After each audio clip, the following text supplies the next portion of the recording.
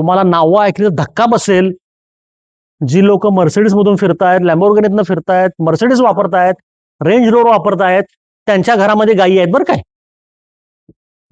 मी डोळ्यानं बघितलेलं आहे. आज करोडपती, उद्योगपती, इंडस्ट्रियलिस्ट, मोठे राजकारणी, सगळे व्यवसाय, क्रिकेटपटू, ह्या प्रत्येकाच्या घरामध्ये देशी गाय आहे. तेंडुलकरच्या घरामध्ये सुद्धा आहे. आणि माझ्या शेतकऱ्याकडे गाय नाही. कळते का आपण कुठे निघालो? का तुम्हाला शेती परवडेल?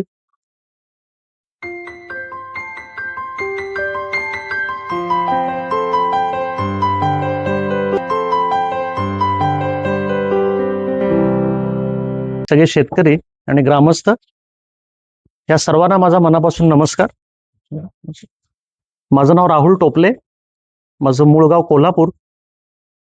कोल्हापूर जिल्ह्याच्या दक्षिणेला आजरा नावाचं माझं गाव आहे, जे महाराष्ट्र, कर्नाटक आणि गोवा या 3 राज्यांच्या सीमेवर आहे. आम्ही एका बाजूला आम्ही महाराष्ट्रामध्ये आहोत.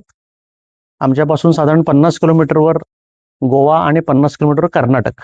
असा कॉर्नरला महाराष्ट्राचा नकाशा जर डोळ्यासमोर आणाल तर जो खाली कोपरा जातो त्या बरोबर कोपऱ्यावर मी आहे. अतिशय घनदाट जंगल, सह्याद्रीचा पठार, लाल माती आणि प्रचंड प्रमाणावरचा पाऊस, अशा ठिकाणी भगवंतानं माझा जन्म मला दिला. आणि समृद्ध अशा महाराष्ट्रामध्ये कोकण पट्ट्यात मी जन्माला आलो आणि लाल मातीत मी वाढलो. आताच माझे बंधुतुल्य मित्र लुमवेल गाडगेंनी सांगितलं थोडक्यामध्ये की मी सिव्हिल इंजिनियर आहे. आणि आज तुम्ही सर्वजण शेती संदर्भात काही विचार ऐकायला जमलाय, बरोबर आहे ना? आपण गप्पा मारायच्या आहेत एकसारखं. मी फक्त व्याख्यान देणार नाही, तुमच्याकडून मला काही गोष्टी ऐकायच्या. मी नेहमीच माझ्या कुठल्याही व्याख्यानामध्ये, शेतीशाळेमध्ये, कार्यशाळेमध्ये अतिशय नम्रपणे, प्रामाणिकपणे पहिल्यांदा 1-2 वाक्य सांगतो, तीही आज सांगणार आणि तिथून सुरुवात करणार. मित्रांनो, मी स्वतः सिव्हिल इंजिनियर आहे. मी शेतकरी नाही. शेतीमधला मला कसलाही अनुभव नाही आणि शेतीमधलं माझं शिक्षण नाही. आता चेहऱ्यावर प्रश्न दिसत आहेत. आम्हाला शेतीचं ऐकायला बोलवलंय आणि व्याख्यान देणारा माणूस म्हणतो की माझा शेतीचा काही संबंध नाही. खरं आहे, ते मी प्रामाणिकपणे सांगतो. पण जरी माझा शेतीचा डायरेक्ट संबंध नसला तरी गेली प्रिसाइजली 12 वर्ष मी नैसर्गिक पारंपरिक शेती संदर्भात अभ्यास, संशोधन आणि उपक्रम करतो आहे, समाजसेवा म्हणून. माझा कुठलाही व्यवसाय किंवा यातून आर्थिक काही गोष्टी मिळवणं हा माझ्या संस्थेचा उद्देश नाही आणि तशा प्रकारचं काम मी आणि माझी संस्था करत नाही. मिशन ऑर्गॅनिक नावाची माझी एक संस्था आहे. ज्या लोकांना माहिती आहे त्यांना ठीक आहे, पण ज्यांना माहिती नाही त्यांनी यूट्यूबवर, फेसबुकवर आणि इन्स्टावर जाऊन सर्च करा, मिशन ऑर्गॅनिक आणि मिशन ऑर्गॅनिक भारत. ही दोन्ही डोमेन माझी आहेत स्वतःची. माझ्याकडे 2 पेटंट आहेत. माझी संस्था ही महाराष्ट्रामध्ये सर्व कष्टकरी प्रामाणिक शेतकऱ्यांना नैसर्गिक शेती म्हणजे विषमुक्त शेती, शेतामध्ये कुठल्याही प्रकारचं रसायन न वापरता शेती फायद्यामध्ये कशी करायची याचं प्रशिक्षण, याचं मार्गदर्शन मोफत करते आहे. थोडंसं ऐकायला गडबडीचं वाटेल, कारण सध्याच्या कलियुगामध्ये मोफत वगैरे काय नसतं. प्रत्येक गोष्टीला पैसा मोजावा लागतो. पण माझा प्रवास इंजिनिअरिंग कडून नैसर्गिक शेतीकडे कसा झाला हेच थोडं रंजक आहे, हीच थोडी गोष्ट वेगळी आहे.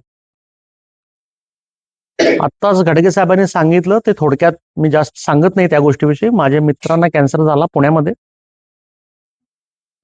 जे अतिशय तरुण होते, सदृढ सशक्त होते, शाकाहारी होते, निर्व्यसनी होते,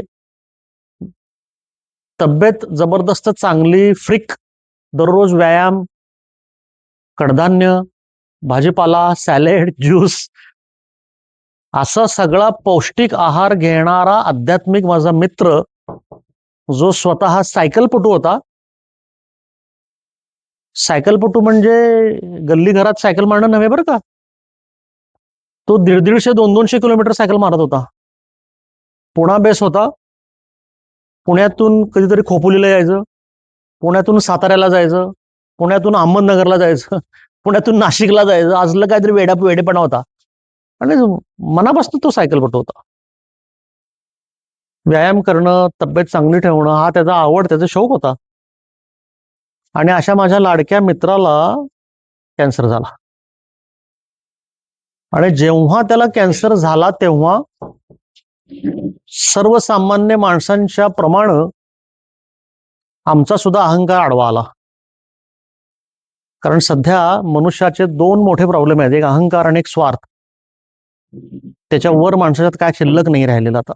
ते का आहे हे मी तुम्हाला सांगणार आहे.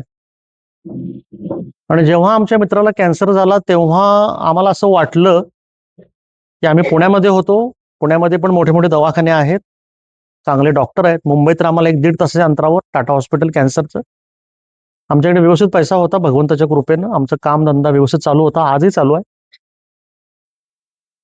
त्यामुळे तो एक पैशाचा अहंकार होता की आमच्याकडे पैसा म्हणजे सगळं आहे.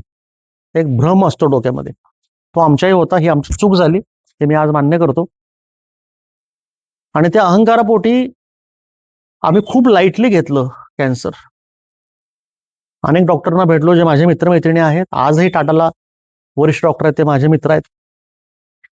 आणि आम्ही सगळं ट्रीटमेंट चालू केली वगैरे. आम्हाला वाटलं की हा आता कॅन्सर काय होऊन जाईल, बरा होईल. नाही. आमच्याकडे सर्व संसाधनं असून, आर्थिक सगळ्या गोष्टी व्यवस्थित असून, सगळे कॉन्टॅक्ट सगळं सगळं आमच्याकडे व्यवस्थित होतं. आजही आहे, तेव्हाही होतं. पण भगवंताच्या मनामध्ये वेगळं असतं. प्रारब्ध आणि कर्माचे खेळ असतात. तुमचे श्वास ठरलेले आहेत प्रत्येकाचे. आमचा मित्र 6 महिन्यामध्ये आम्हाला सोडून गेला. आणि त्यावेळी पहिला जो धक्का बसला मला, तेव्हा कळालं की आपल्या हातामध्ये काहीही नाही आहे. आपल्याला वाटत असतं की मी करू शकतो, सगळं तिकडं आहे, वर सगळा हिशोब तिकडं आहे. आणि तिथून अध्यात्म सुरू झालं आणि तिथून माझा प्रवास सुरू झाला. कारण इतका अस्वस्थ झालो मी त्यावेळेला. कॅन्सर कसा होतो, का होतो याचा शोध घेण्याचा जीवतोड प्रयत्न केला. अनेक पुस्तकं वाचली, अनेक तज्ज्ञ डॉक्टरांना भेटलो, अनेक कॅन्सर पेशंटना भेटलो, त्यांच्या व्यथा, त्यांच्या वेदना समजून घेतल्या. आणि याच दरम्यान मला कुणाबरोबर तरी गुजरातमध्ये जे दत्तस्थान आहे गिरनार, माहित असेल काही लोकांना, मी गिरणारी आहे, मी दत्तभक्त आहे. 2011ची दत्त जयंती डिसेंबरची मी गिरनारला गेलो. मला तो माणूस घेऊन गेला. तोपर्यंत गिरनारचं महत्व मला माहिती नव्हतं. 2011लाच माझा मित्र गेला आणि 2011च्या दत्त जयंतीला डिसेंबरला गेलो. आणि नशिबानं जी लोक गिरनारला गेली असतील त्यांना माहिती आहे, ते दत्त पादुकांच्या जवळ पण जाऊ देत नाहीत. कोण कोण गेले ना, काही लोक गेले का, कोण इथलं जवळ जाऊ देतात काय पादुकांच्या? 5-10 फुटावरूनच बघायचं आणि लांबूनच पळायचं, 1 मिनिट थांबवून घेत नाहीत. पण जी व्यक्ती मला घेऊन गेली होती ती प्रचंड अधिकारी व्यक्ती होती. नाथ संप्रदायातील एक गुरु होते, ते मला घेऊन गेले होते. त्यांनी त्यांचा अधिकार वापरून भगवंताच्या कृपेनं माझ्या आयुष्यातला तो सोन्याचा क्षण, दत्त जयंती दिवशी त्या दत्त पादुकांच्या वर डोकं ठेवायची संधी मला मिळाली. त्यांनी सांगितलं, दादा माझे भाऊ आहेत, डोकं टेकणार आहेत. त्यांनी दार उघडलं, ते मला आत जायला दिलं आणि डोकं टेकलं. ज्या क्षणाला मित्रांनो मी त्या डोकं टेकलं, त्या क्षणाला अंगातून वीज गेली माझ्या. आणि तो क्षण, तो मुमेंट माझं आयुष्य बदलवणारा होता. त्या क्षणाला मला विरक्ती आली. संपलं सगळं कंप्लीट. मनातनं सगळं संपलं. काम धाम, पैसा, नातं, प्रेम, सगळं सगळं. आणि त्या क्षणापासून तिथंच महाराजांना मी शब्द दिला. डोळ्यातून प्रचंड पाणी आलं, प्रचंड रडलो मी तासभर. काय होत होतं ते मलाच कळत नव्हतं. आणि मग महाराजांना मी सांगितलं की आजपासून मी तुमचा, तुम्ही सांगाल ते मी करणार. आणि 2011च्या डिसेंबर नंतर जे महाराज मला सांगतायत मी तेच करतोय. बाकीचं बंद, माझं काम धाम सगळं बंद केलं. मी माझ्या ऑफिसला 12-14 वर्ष गेलेलोच नाही आहे, जातच नाही ऑफिसला. पुण्यात ऑफिस आहे माझं, मी जात नाही. पण मला काहीही कमी पडलं नाही, हे ऐका, भगवंताची कृपा. आणि मग तिथून आल्यानंतर या संदर्भात जेव्हा शोध घेतला ते डोक्यात सतत यायला लागलं की माझा मित्र गेलाय, माझा मित्र गेलाय, माझा मित्र गेला, ही बोचणी सतत सतत सतत सतत होती.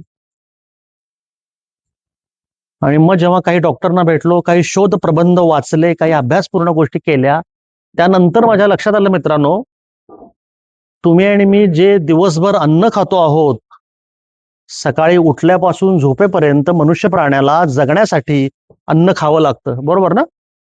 सर्व प्रकारचं अन्न खातो आपण. अगदी सकाळी पाणी, चहा, तुमचं काय खात असाल, नाश्त्यापासून सगळं.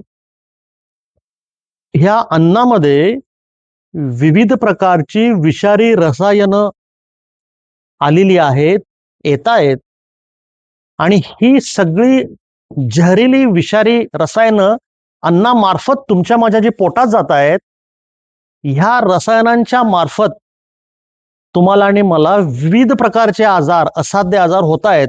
कॅन्सर हा त्यातला एक आजार आहे. आणि हे मी काही नवीन सांगत नाहीये बरं का, हे हजारो लोकांनी सांगितलंय. प्रत्येकाची सांगण्याची पद्धत वेगळी. जेव्हा मला हे कळालं की माझा मित्र कॅन्सरनं गेला, त्याचं मूळ हे अन्नामध्ये होतं आणि अन्न हे शेतामधून येतं, मग मी माझा मोर्चा वळवला शेताकडे. आणि मग शेतामध्ये गेलो, शेतकऱ्यांना भेटलो, अनेक लोकांना भेटलो आणि त्यांना विचारलं, ती व्यवस्था समजून घेतली. शेतामध्ये लोक रसायन का वापरतायत हे शेतकऱ्यांना मी विचारलं जाऊन. तेव्हा कळालेली गोष्ट वेगळीच होती. शेतकऱ्यांचं म्हणणं होतं आणि आजही आहे, रसायन घातल्याशिवाय शेती होत नाही. खरं आहे का खोटं? शेतकरी किती लोक आहेत इथं हजारावर? तरी शेतकरी. तुमचं काय म्हणणं आहे मित्रांनो? रसायन घातल्याशिवाय शेती होते का नाही? होते. चूक. असू दे दीदी. आणि मग ह्या विचाराकडे मी वळलो की माझ्या शेतकऱ्यांना का असं वाटतंय की रसायन घातल्याशिवाय शेती होत नाही. आणि मग त्याचा अभ्यास सुरू केला.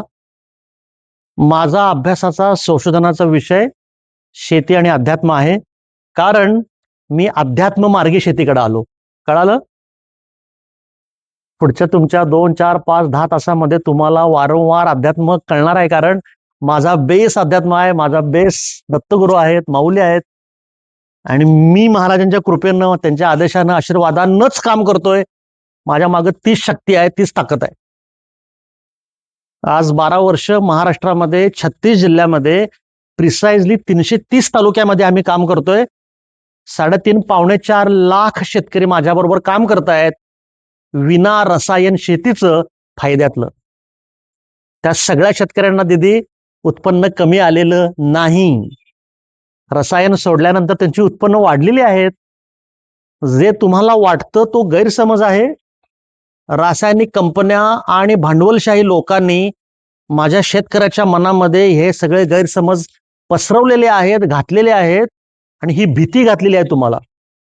रसायन शेती होत नाही, घाबरून भीती, असं होत नाही, तसं होत नाही. असं काहीही नाही. याच्यावर मी तंत्रशुद्ध, शास्त्रशुद्ध अभ्यास केला, संशोधन केलं. आज दत्तगुरूंच्या कृपेनं आज लाखो शेतकऱ्यांनी ते आज स्वतः प्रयोग केले, आणि आज माझ्याकडे त्या प्रयोगाचे प्रचंड केस स्टडीज आहेत. त्याचं लिखित स्वरूपात आम्ही डेटा ठेवलेला आहे, त्याचे व्हिडिओज घेतलेले आहेत, आणि अशा हजारो लाखो शेतकऱ्यांनी रसायन सोडल्यानंतर त्यांच्या आयुष्यामध्ये अतिशय सुंदर बदल झाले, आध्यात्मिक सुद्धा आणि व्यवहारिक सुद्धा. आज तुम्ही सुद्धा हे सगळे ऐकायला आला आहात. आज गाडगे साहेबांनी मला बोलवलं ते व्हिडिओ बघून. युट्यूबवरच्या व्हिडिओमध्ये तुम्ही बघा की माझा एक शेतकरी रडतोय काय. सगळे हसत हसत काम करणारे लोक आहेत. कुणालाही आर्थिक प्रॉब्लेम आलेला नाही, कुणालाही उत्पन्न कमी आलेलं नाही, कारण त्यांनी निसर्गाला जवळ केलं. भारत हा कृषीप्रधान देश आहे ना, बरोबर ना? आपण सगळे म्हणतो कृषीप्रधान देश आहे भारत. भारताच्या जीडीपी मध्ये 65% वाटा हा कृषी विभागाचा आहे, असं शासकीय आकडेवारी सांगते. शासकीय अधिकारी वृंद आहे, चुकलं तर सर लगेच सांगा मला. आज जर भारताच्या महाकाय अर्थशास्त्रामध्ये, भारताच्या महाकाय बजेटमध्ये 65% वाटा जर कृषी विभागाचा असेल तर मित्रांनो मला एक प्रामाणिक उत्तर द्या तुम्ही की भारताचा शेतकरी आर्थिक अरिष्टामध्ये का आहे? आर्थिक अरिष्टामध्ये आहे ना शेतकरी? काय सुखी समाधानी आहे? तुम्ही शेती करणारे कोण कोण सांगा बघू जरा मला. कर्जमुक्त कोण कोण आहेत?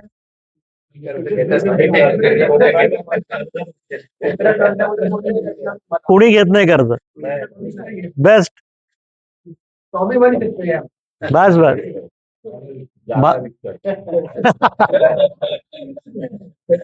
कंपन्यांनी प्रदूषण आलं त्याच्यामुळे हा प्रश्न आलेला आहे. त्याच्यावर पण आपण बोलूया. ते तुमच्या दोघांना जास्त बोला. ते नाही त्याच्यावर कंपन्यांचं प्रदूषण जास्त आहे त्याच्यावर पण बोला. त्याच्यामुळे आम्हाला उत्पन्न भेटत नाही. बोलूया आपण, सांगतो ना तुम्हाला सगळं.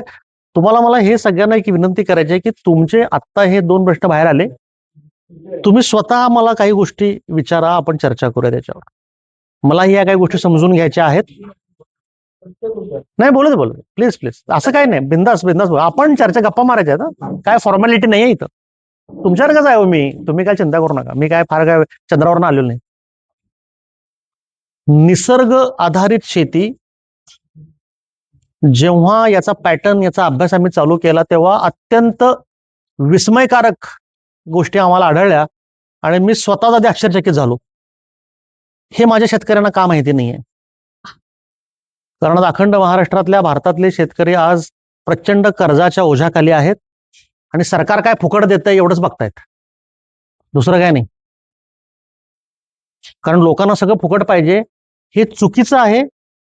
राजकीय सोयीसाठी गव्हर्नमेंट आज तुम्हाला हे मोफत ते मोफत, काय माझ्या लाडक्या बहिणी बसलेल्या आहेत सगळ्या, 1,500-2,500 रुपये फुकट, 35 किलो धान्य फुकट, कर्नाटकमध्ये लाईट फुकट, एसटी फुकट. तुम्हाला स्वतःच्या बुद्धीला जरा विचार करा जरा, माणूस म्हणून तुम्हाला हे पटतं का? तुम्हाला हे पचतं का? माणसानं स्वतः कष्ट काम केलं, हात पाय कशाला दिलेत आपल्याला? हात पाय हल्ले पाहिजेत का नाही? आज सर्व दूर कामगार मिळत नाहीयेत. का माहितीये? सरकारनं हे सगळं फुकट दिल्यामुळं लोक ऐत खाऊ झालेत, आळशी झालेले आहेत. अंग मेहनत नको आहे लोकांना, सगळं बसून पाहिजे फुकट. गावच्या झाडाखाली बसून मोदींनी काय करायला पाहिजे इथं गप्पा मारत असतात. आता काय बोलायचं याच्यावर? तू उठ आणि बाबा काम कर पहिला, त्याचं तो काम करतोय, आपल्याला काय करायचंय? उगाच नको तो मुका घ्यायचा नाही आपण. पण ही जी व्यवस्था आहे ही अत्यंत चुकीची आहे. प्रत्येकानं काम केलं पाहिजे, कष्ट केले पाहिजेत. भगवंतानं जन्माला घातल्यानंतर हात पाय बुद्धी दिली, अंगात ताकद दिली, ती वापरली पाहिजे की नाही? हे नैसर्गिक आहे. आज तुमचे माझे पूर्वज हे करत होते ना, आपल्याला काय झालं करायला? जेव्हा शेती व्यवस्थेचा आम्ही अभ्यास चालू केला, भारतातली 65% व्यवस्था जरी इकॉनॉमिकली अवलंबून असली तरी भारतातल्या कुठल्याही भागात, मी प्रत्येक भागात गेलोय, भारतातल्या प्रत्येक राज्यामध्ये गेलोय, प्रत्येक पिकाचा अभ्यास केलाय. आज कुठलाही शेतकरी आपला आनंदी समाधानी नाही आणि आर्थिक स्थैर्य असलेला मुळीच नाही. प्रत्येकाला आर्थिक प्रॉब्लेम आहे, प्रत्येकाला आर्थिक प्रॉब्लेम आहे. महाराष्ट्रामध्ये जे सोसायट्यांचं जाळं आहे, सहकाराचं जाळं, प्रत्येक सोसायटी शेतकऱ्याला कर्ज देते, 1000 कारणांसाठी ते कर्ज कधी फिटलं जात नाही. दरवर्षी मार्च एप्रिलला ते कर्ज नवजुनं केलं जातं, म्हणजे फिरवलं जातं. पिढ्यानपिढ्या ह्यांच्या डोक्यावर कर्जाचे बोजे आहेत. कधीही माझा शेतकरी कर्जमुक्त होतच नाही आहे, सतत दबलेला, सतत दबलेला, हातामध्ये 2 पैसे उरत नाहीत. शेती कशी करायची हे शेतकऱ्याला माहिती नाही, दुर्दैवानं. मला कोणाचाही तुमचा अपमान करायचा नाही, तर मी अत्यंत स्पष्ट बोलणारा माणूस आहे. एक तर मी दत्तमार्गी आहे, दुसरा माझं गाव कोल्हापूर आहे. त्यामुळे स्ट्रेट आमच्या राजाने आम्हाला शिकवलंय, छत्रपती शाहूंची नगरी आहे, त्या राजाविषयी मी काय बोलू? त्या मातीतला, त्या पाण्यातला मी आहे. अन्याय सहन करून घेणार नाही, करू देणार नाही, आणि खरं आहे तेच बोलणार. त्याची किती किंमत मोजावी लागली तर ती तयारी आहे. हा इतिहास आहे.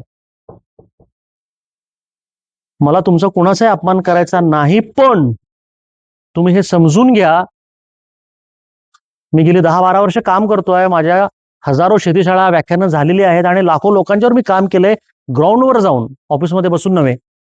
तेव्हा मला कळालं की सध्याचा शेतकरी हा अपघाती शेतकरी आहे, तो मूळचा शेतकरी नाहीच आहे. आणि ह्या शेतकऱ्यांना सध्या शेती कशी करायची ह्याबद्दल शास्त्रीय ज्ञान नाही आहे. वाक्य स्फोटक आहे, धाडसानं बोलतो, खोटं असेल तर मला सिद्ध करून दाखवा. तुम्ही लोक तुमची शेतकरी घराण्यामध्ये जन्माला आलाय म्हणून तुम्ही शेतकरी आहे. तुमचे वडील, तुमचे आजोबा, तुमच्या घराण्यात शेती होती, ती उतरंड खाली आलेली आहे म्हणून आपण स्वतःला शेतकरी म्हणतो. पण तुम्ही शेतकरी म्हणून तुम्ही किती अभ्यास, किती प्रयोग केलाय मला जरा सांगा बघू. काय बदल केले शेतीमध्ये? धाडस होत नाही. जर असं प्रयोग करायला लागला की घरात कोणीतरी ओढतं बाजूला, घरातली मंडळी म्हणते काय नाही ते गप पोताळून टाकते, कशाला पाहिजे माहिती आहे तुम्हाला. मित्र सहकार्य तुम्हाला काम करू देत नाहीत,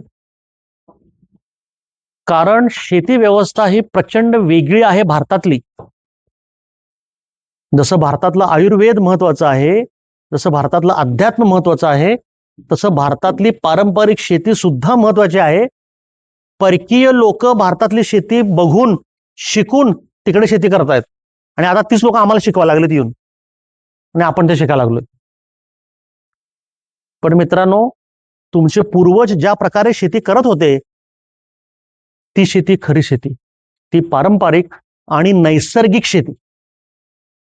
आणि त्या पारंपरिक आणि नैसर्गिक शेतीमध्ये कुठल्याही प्रकारचं खत वापरलं जात नव्हतं, कारण त्यावेळी खतच नव्हती. 1960 या सालापूर्वी खतं होती का? काही सिनियर लोक आहेत त्यांनी सांगा मला, ज्या लोकांनी अभ्यास केला असेल त्यांनी मला सांगा. हरित क्रांती नावाचं जे गाजर आलं ना, स्वामीनाथन आयोग, तिथून हा प्रॉब्लेम सुरू झाला खतांचा. कारण भारत स्वतंत्र जेव्हा झाला त्यानंतरच्या 10 वर्षामध्ये भारतातली पिकाऊ शेती तेवढीच राहिली, पण खाणारी तोंड वाढली. याचा अभ्यास करा, विकिपीडियावर, गुगलवर सगळं उपलब्ध आहे. गव्हर्नमेंटच्या आर्किओलॉजीमध्ये सगळे दस्तऐवज आहेत. मी स्वतः ते अभ्यास केलेले आहेत म्हणून ठोक बोलतो. भारत स्वतंत्र होण्यापूर्वी भारताची ओलिताखालील म्हणजे पिकाऊ शेती आणि लोकसंख्या याचं एक जे काय गणित होतं ते पुढच्या 10 वर्षामध्ये बिघडलं. भारत स्वतंत्र झाल्यानंतर पुढच्या 10 वर्षामध्ये 48 ते 50, 48 ते 60, 10-12 वर्षामध्ये भारताची लोकसंख्या अचानक वाढली. त्याला विविध कारणं आहेत, सामाजिक कारणं भरपूर आहेत, तो आपला विषय नाही. आणि त्यानंतर गडबड अशी झाली की खाणारं तोंड वाढली, पण येणारं उत्पन्न तेवढंच राहिलं ना. आणि मग अन्न तुटवडा सुरू झाला आणि त्यावेळी दुष्काळ पडला 62ला. काही लोकांना माहिती असेल, भारतामध्ये अन्न नव्हतं खायला, अन्न. त्यावेळेला अमेरिकेतून भारताला बोटीतून मिलो नावाचा गहू आणला होता. तुमचे माझे पूर्वज मिलो खाऊन जगलेले आहेत. मिलो म्हणजे काय? घोड्यांना घालायचा गहू, कॅटल फीड, पशुखाद्य. सॉरी, बरोबर.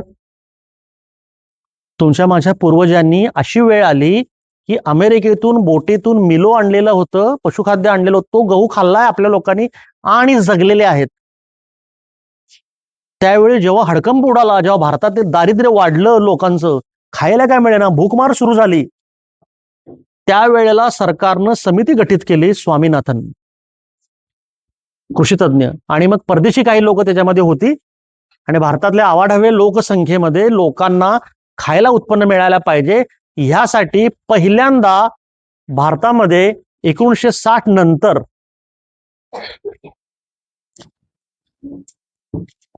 पहिल्यांदा भारतामध्ये हायब्रिड बियाणं आली. भारतीय वंशाची बियाणं उत्पन्न कमी देतात म्हणून हायब्रिड बियाणं आणली, आणि हायब्रिड बियाणं आणली भरपूर उत्पन्न देणारी, शेतकऱ्यांच्यापर्यंत पोहोचवण्याची व्यवस्था सरकारने केली. आणि हळूच बारीक अक्षरामध्ये हायब्रिड बियाणाचं उत्पन्न भरपूर येतंय, हा दंगा, आणि खाली नियमवाटी कसं बारीक असतं ना, नाही त्याला खत द्यावं लागतं रासायनिक, मग भरपूर उत्पन्न येणार, ते हळू. अशा रीतीनं भारतीय कृषी व्यवस्थेमध्ये हायब्रिड बियाणं आणि रासायनिक खतांचा वापर सुरू झाला. आणि मग ही खतं वाढत गेली. पहिल्यांदा उत्पन्न आलं भरपूर, नंतर दरवर्षी खतांची मात्रा वाढत गेली आणि नैसर्गिक निविष्ठा ज्या होत्या त्या सगळ्या कमी झाल्या. भारतातली शेती ही गो आधारित शेती होती, गायीवर आधारित शेती होती, आजही आहे. त्याच्या मागे अध्यात्म आहे, त्याच्यामागे शास्त्र आहे, त्याच्यामागे विज्ञान आहे.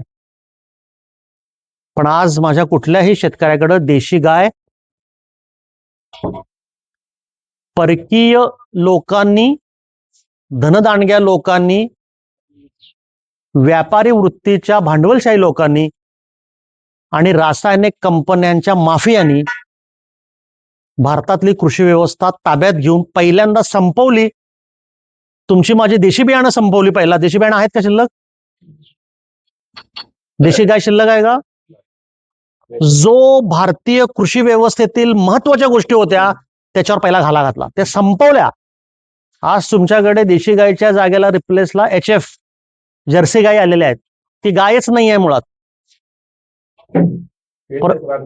सॉरी, कसली श्वेतक्रांती आणली?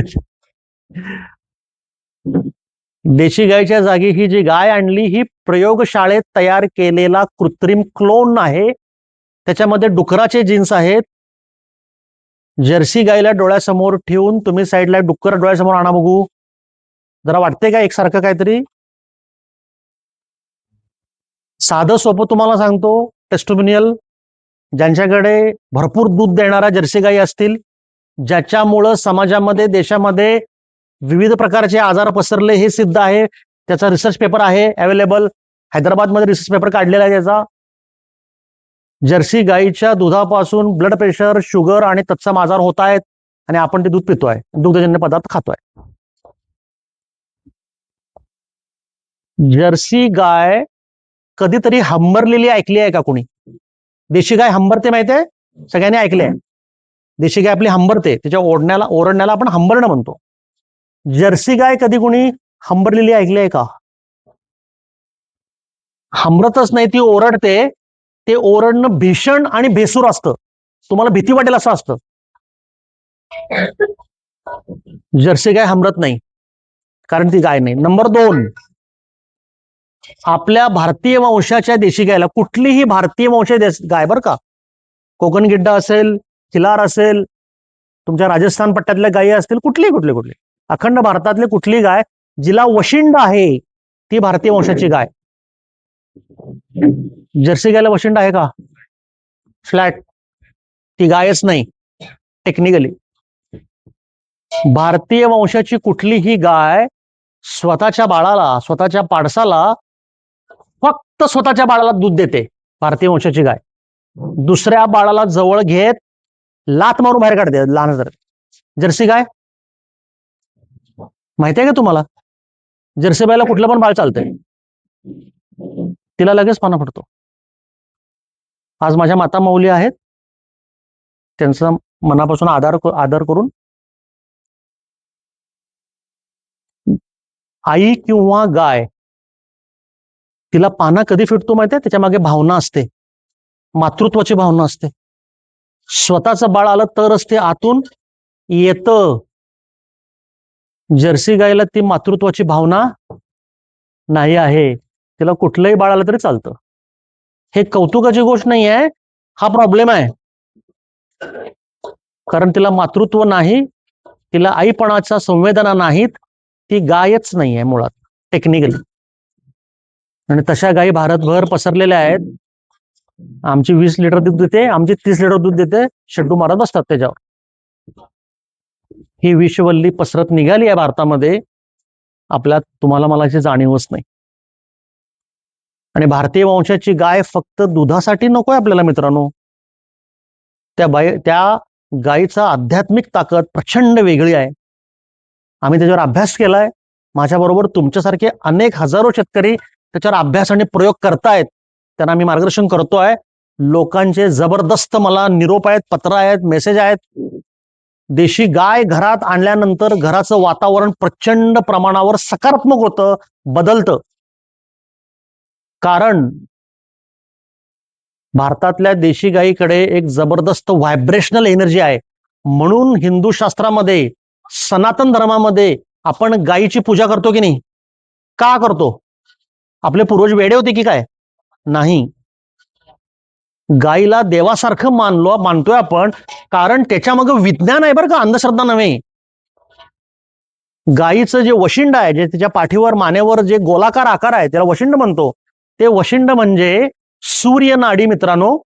सूर्यनाडी म्हणजे हवेतील वातावरणातील जी सकारात्मक ऊर्जा आहे, कॉस्मिक एनर्जी, वैश्विक शक्ती, ती वैश्विक शक्ती ओढून घेण्याचा तो रिसिव्हर आहे, ती नाडी आहे. जगातला एकच प्राणी आहे भारतीय वंशाची गाय, तिच्याकडे सूर्यनाडी आहे. जगात कुठं नाही बरं काय. कळलं का अध्यात्म? आणि ते फक्त भारतातच आहे.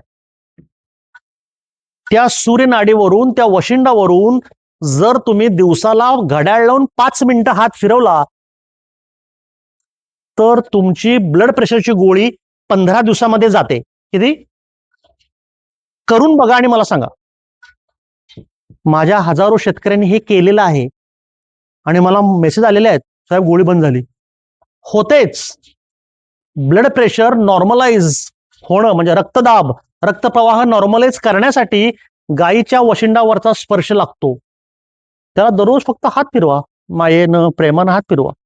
तो जो स्पर्श आहे त्या स्पर्शामध्ये गायीच्या वशिंडामधली जी स्पंदनं आहेत, कळतंय ना तुम्हाला, एनर्जी आहे, ती व्हायब्रेशन आहेत, ते तुमच्या शरीरामध्ये येऊन तुमचं रक्तप्रवाह नियमित करतात.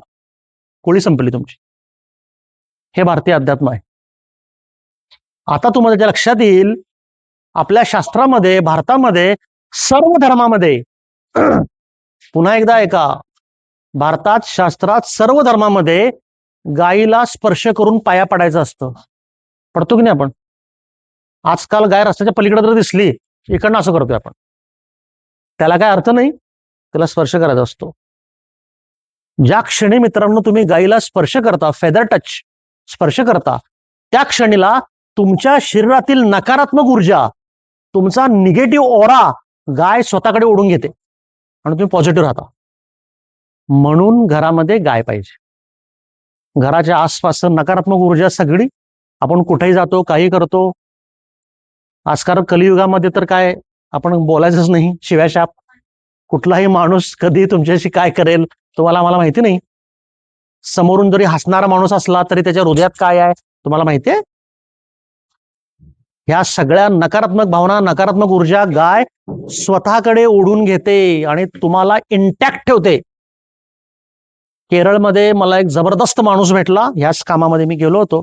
त्याची माझी भाषेची अडचण होती, तरी तुम्हाला सांगतो, भगवंताची कृपा जर असेल तर भगवंत तुम्हाला सहाय्य करणारी व्यवस्था तुमच्याबरोबर देत असतो. माझ्या ह्या मिशन ऑर्गॅनिकच्या ह्या नैसर्गिक कामामध्ये आज मला देशोदेशी प्रचंड लोक भेटली, ज्यांच्यामुळे मी समृद्ध झालो, माझ्या ज्ञानामध्ये भर पडली. तुमच्यासारखे कित्येक सहकारी मला भेटले की ज्यांच्याकडनं मला ज्ञान मिळवलं, तेच मी ज्ञान वाटत निघालो लोकांना, दुसरं काही नाही.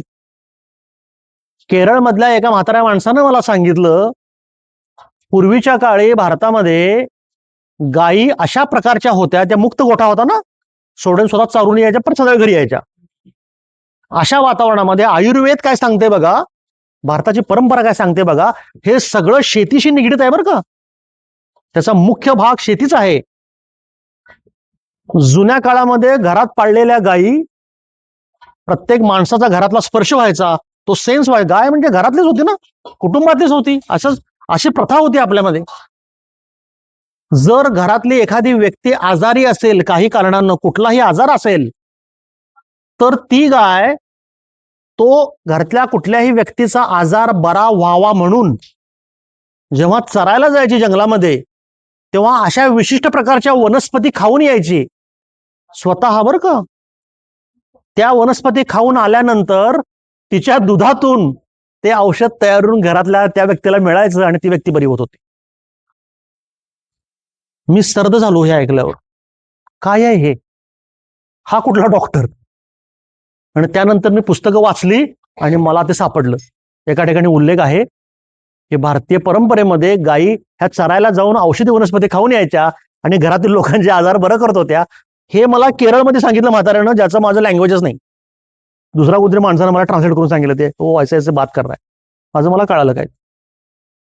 गायीचं महत्व मित्रांनो प्रचंड होतं आणि आजही आहे. माझ्या संस्थेबरोबर जे तुमच्यासारखे मित्रमंडळी माझे काम करत आहेत, माझे बंधुतुल्य, माझ्या माता भगिनी माझ्यावर ज्या काम करतायत नैसर्गिक शेतीच्या, त्यांना मी आग्रहानं प्रेमानं जबरदस्ती केले की देशी गाय घरात आणा पहिला. आणि मला आनंद आहे आणि सांगायला अभिमान वाटतो की प्रचंड लोकांनी देशी गाय घरात आणलेली आहे आणि त्याचा त्यांना उपयोग होतो आहे. मी जातपात मानणारा नाही, सर्वधर्म समभावातला मी माणूस आहे, मी महाराजांचा माणूस आहे. पण बारामतीला माझा एक शेतकरी आहे, मुद्दाम त्याचा उल्लेख करतो. त्या शेतकऱ्याचं नाव आहे अरिफ मुल्ला. तरुण मुलगा आहे, कष्टकरी आहे आणि सुतार आहे.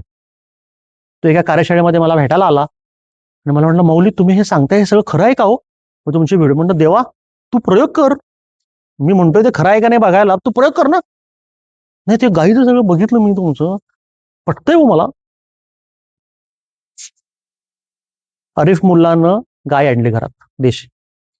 मला फोटो, मी गाय आणली बरं का, मस्त. 6 महिन्यानंतर तो मला भेटायला आला कुठेतरी असंच कार्यक्रम आला. ते असं पळत आला आणि मिठी मारला मला, मी रडायला लागला. म्हणून काय काय देणार काय गाय घरात आणल्या म्हणजे सांगू सुख समाधान. ऐकताय काय आडनाव ऐकलं ना? अरिफ मुल्ला गाय आणतोय, गाय पाळतोय, घरातल्या बाळासारखं गाय पाळली आहे.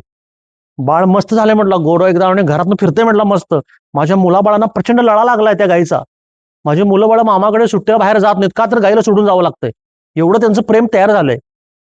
महत्वाचं त्यानं मला सांगितलेलं निरीक्षण अभ्यास, गाय आणल्यापासून आमच्या आब्बाजी म्हणे आजारी होते, ते खडखडीत बरे झालेत आणि घरचं वातावरण माझ्या भारी झालं.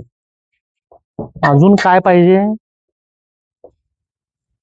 अजून कसलं प्रयोग करायला पाहिजे? आज माझा बंधू आरिफ मुल्ला गाय आणतोय, पाळतोय. आपण त्या जाती धर्माला काहीतरी वेडवाकडं बोलतोय राजकारणाच्या नादाला लागून. आम्हाला आमची गाय परवडत नाही म्हणून आमचे शेतकरी गाय कसायकडे द्यायला लागलेत. गाय परवडत नाही, दूध देत नाही, हे आमची उत्तरं शेतकऱ्यांची. आणि हे माणूस गाय आणून पाळालाय. गाईला हिंदू शास्त्रामध्ये आई म्हणतात ना, गो माता. मी नेहमी तो धारदार प्रश्न लोकांना विचारतो, ज्याच्यामुळे लोकांना त्रास व्हावा अशी माझी इच्छा आहे. जर गाईला आपण माता म्हणतो हिंदू शास्त्रामध्ये, तिला आईचं वर्णन करतो, आई म्हणतो, तर आई तुम्हाला परवडत नाही? आईला तुम्ही कापायला देताय काय? कसं वाटतंय ऐकायला? त्रास झाला पाहिजे बरं का या गोष्टीचा. जर तिला आईचं स्वरूप दिलंय, तिला आई म्हणतोय आपण, गो माता म्हणतोय, तर आईप्रमाणे तिचा सांभाळ करता यायला पाहिजे आणि शेतकऱ्याने तो केलाच पाहिजे. आज माझ्या ह्या सगळ्या कामामध्ये मी अनेक छोट्या मोठ्या लोकांना भेटतोय. तुम्हाला नावं ऐकली तर धक्का बसेल. जी लोक मर्सिडीज मधून फिरतायत, लॅम्बोर्गिनीतनं फिरतायत, मर्सिडीज वापरतायत, रेंज रोवर वापरतायत, त्यांच्या घरामध्ये गायी आहेत बरं काय. मी डोळ्यानं बघितलेलं आहे. आज करोडपती, उद्योगपती, इंडस्ट्रियलिस्ट, मोठे राजकारणी, सगळे व्यवसाय, क्रिकेटपटू, ह्या प्रत्येकाच्या घरामध्ये देशी गाय आहे. तेंडुलकरच्या घरामध्ये सुद्धा आहे. नुकतं नाव देव. आणि माझ्या शेतकऱ्याकडे गाय नाही. कळते का आपण कुठं निघालोय? का तुम्हाला शेती परवडेल? आता अध्यात्म सुरू झालं इथं मित्रांनो. भगवंतानं जेव्हा ही सृष्टी निर्माण केली, हे विश्व निर्माण केलं, तेव्हा हे सृष्टी, हे विश्व निर्माण करताना हे विश्व विधात्यानं केलं ना, त्यानं भगवंतानं केलं. प्रत्येकाचं नाव वेगळं असेल, प्रत्येकाच्या मनातली श्रद्धास्थानं वेगळी असतील, त्या सगळ्यांचा आदर राखून ही पृथ्वी सृष्टी निर्माण केल्याच्या वेळेला जे जीवजंतू, पशुपक्षी, प्राणी भगवंतानं तयार केले, जे हजारो वर्ष पृथ्वीवर आहेत, ह्या सगळ्या जीवजंतू, पशुपक्षी, प्राण्यांना, मनुष्य पण प्राणीच आहे, सन्मानानं जगण्याची एक व्यवस्था भगवंतानं केलेली आहे सृष्टीमध्ये. संस्कृतमध्ये एक सुभाषित आहे, एक वाक्य आहे, जीवो जीवस्य जीवनम. प्रत्येक जीव सृष्टीवरचा दुसऱ्या जीवावर अवलंबून आहे, परस्पर एकमेका. जीवो जीवस्य जीवनम.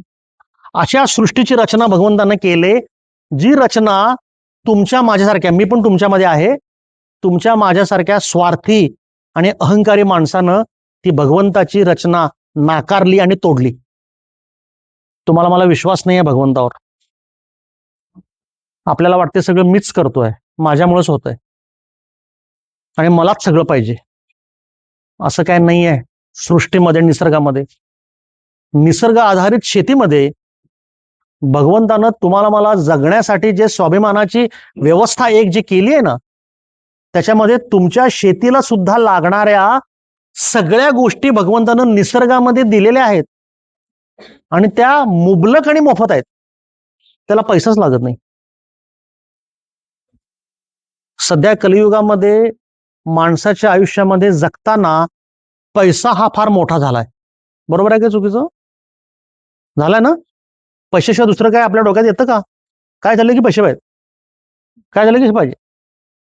पण तुम्ही सांगा मित्रांनो, मला माता भाऊली तुम्ही सांगा, पैशाशिवाय काय आपल्याला जगता येत नाही असं आहे का? तुमचे माझे पूर्वज जगत असताना त्यांच्या आयुष्याच्या मध्यवर्ती पैसा होता का? ते कसे आनंदानं सुखानं जगत होते आणि आता काय प्रॉब्लेम आलाय की तुम्हाला पैशाशिवाय जगताच येत नाही असं तुम्हाला वाटायला लागलंय. जागं व्हायला पाहिजे आपण सगळी. कारण आज जगताना अत्यंत जी महत्वाची गोष्ट आहे, सुख, समाधान आणि आनंद, तो तुमच्याकडे किती आहे जरा मला प्रामाणिकपणे सांगा. कोण कोण समाधानी आहे, कोण कोण आनंदी आहे, कोण कोण सुखी आहे? आहे ना गडबड? जगतानाच्या ह्या मूळ गोष्टी ज्या अत्यंत आवश्यक आहेत त्याला आपण पारखे झालेलो आहे. आपल्याकडे त्या नाहीच आहेत. आणि व्हर्च्युअल गोष्टींच्या मागं जे नाहीच आहे अशा गोष्टींच्या मागं आपण धावपळ पळापळ सुरू आहे आपली. जे कधीही तुम्हाला मिळणार नाही ह्याच्या मागच तुम्ही पळताय आणि जे तुमच्या ज्या आसपास आहे त्याच्या मध्ये तुम्ही बघतच नाहीये. सर्वशक्तिमान परमेश्वरानं तुम्हाला जगण्यासाठी, आनंदानं समाधानानं जगण्यासाठी सर्व काही दिलेलं आहे. ते तुमच्या जवळच आहे. आपल्याला माहित नाही, आपल्याला कळत नाही, आपण तिसरीकडेच बघतोय. म्हणून संत परंपरेमध्ये महाराष्ट्राची भूमी ही संतांची भूमी. आज किती संतांनी समृद्ध केले महाराष्ट्राला, तुम्हाला मला किती नावं घ्यायची आपण. ह्या प्रत्येक संत परंपरेमध्ये, प्रत्येक धर्मामध्ये, प्रत्येक जातीपंथामध्ये त्यांच्या धर्मगुरूंनी, संतांनी प्रत्येकाने आनंदानं जगण्यासाठी मार्गदर्शन केलेलं आहे. महाराष्ट्रात संतांनी सगळं सांगितलंय. तुझं आहे तुझं पाशी परी वाट चुकलाशी. सगळं तुझ्या जवळच आहे, तिसरीकडेच पळाला आलाय. तुला काय पाहिजे इथंच आहे सगळं. कशासाठी? शेतामध्ये तुम्हाला उत्तम शेती करण्यासाठी निसर्गानं तुम्हाला जे दिलंय भरभरून ते तुमच्या जवळच आहे. तुम्हाला ते रासायनिक खतं आणायला जायची गरज नाही. त्याच्यावरच आम्ही काम करतोय. निसर्गातल्या इतके एलिमेंट सुंदर आहेत ज्यांचा वापर करून तुम्हाला समृद्ध शेती करता येते. आज आमच्या बरोबर लाखो शेतकरी करतायत. कणभर सुद्धा रसायन टाकावं, कणभर म्हणतो मी, कणभर रसायन टाकावं लागत नाही. सुंदर उत्पन्न येतंय. आज भारताची कृषी व्यवस्था नकारात्मक होणं, नुकसानीमध्ये जाणं हे आपण कारणीभूत आहोत. दुसऱ्याला दोष द्यायचा नाही. आपल्याला ही व्यवस्था कळालीच नाही, आपल्याला हे शास्त्रच कळालं नाही, मी तुम्हाला दोष नाही देणार. पण भांडवलशाही व्यवस्थेनं रासायनिक कंपन्या, ज्या माफिया कंपन्या आहेत, ह्या कंपन्यांनी तुमचा बुद्धिभेद केलाय. प्रचंड जाहिरात केलेली आहे, प्रचंड भीती घातलेली आहे.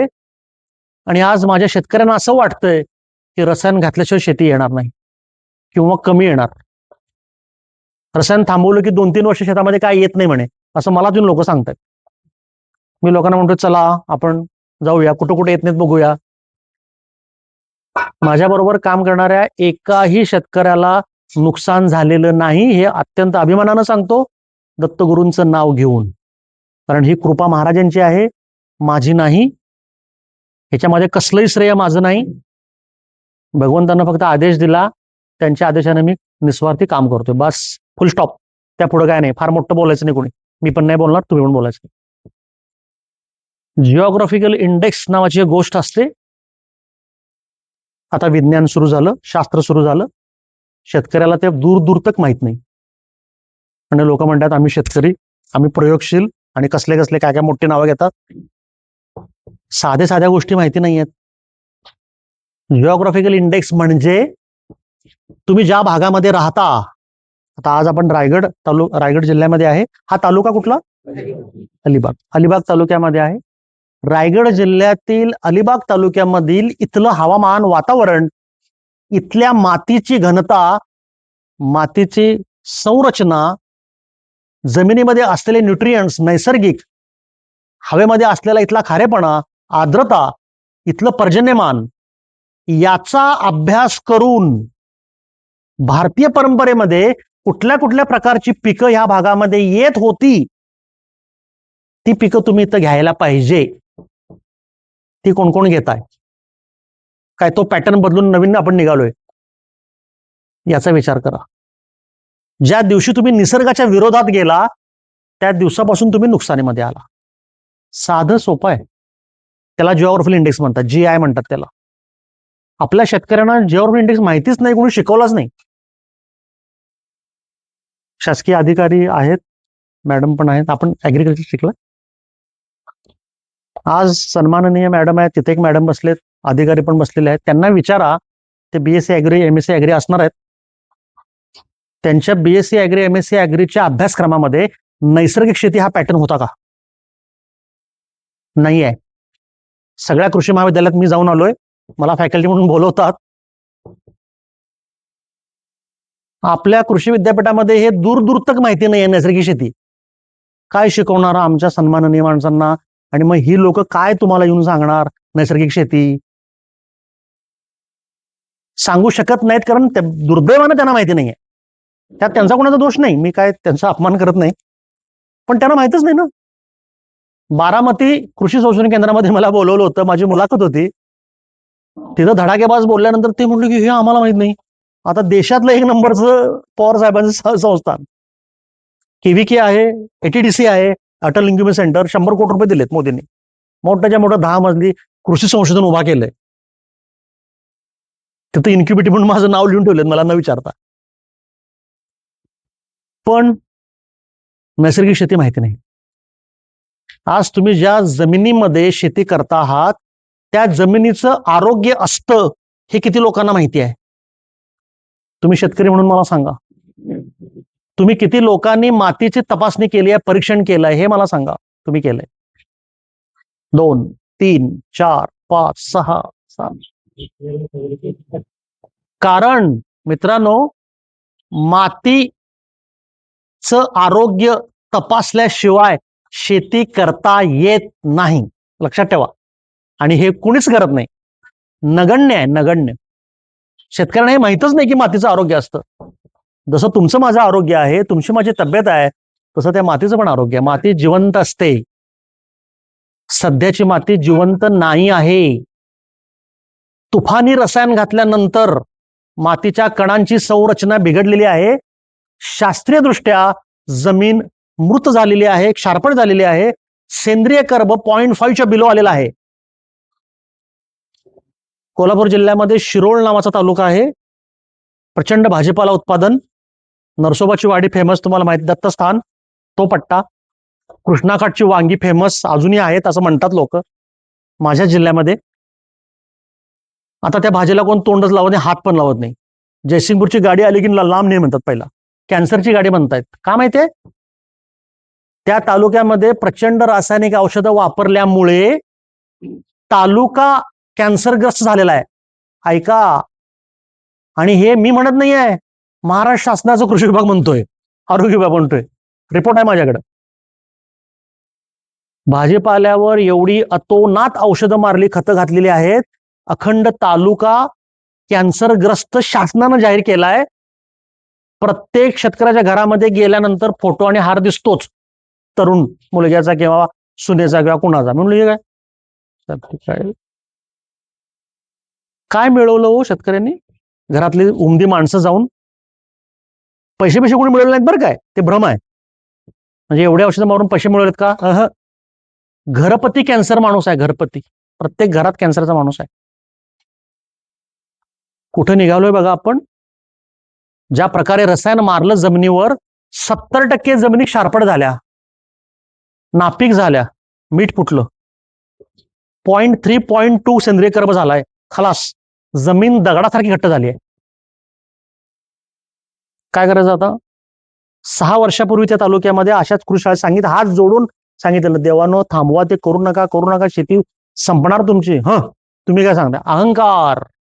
तुम्ही काय सांग, दुसऱ्याचं ऐकायचं नाही, आपल्या परंपरेतच आहे. मी शाणा एकटा. आता आता मला ओळखत फिरायला लागले. परवाजीन रडून गेली माझ्याकडे, अक्षरशः रडून मोठी माणसं रडलेली आहेत समोर हात जोडून. मी म्हटलं बाबा मग तसं मी येतो, म्हटलं मी काम करणारच. मी काय, त्या भागात माझे भरपूर शेतकरी.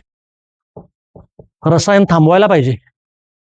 आज कुठल्याही शेतामध्ये नांगरणीला ट्रॅक्टर किती HP चा लागतो? लाऊड जरास मोठ्यानं. काय लाजू नका, सगळं मला माहिती आहे हो. अखंड डेटा माझ्याकडे आहे. इंजिनियर माणूस आहे, तोंड मुखोद्गत आहे सगळं मला. त्यात मी आध्यात्मिक आहे. 50 HP च्या खाली ट्रॅक्टर चालतो का रानात? जरास विचार करा. तुमचे पूर्वज, वाडवडील, आजोबा पणजोबा लाकडी नांगरानं शेत नांगरत होते का नाही?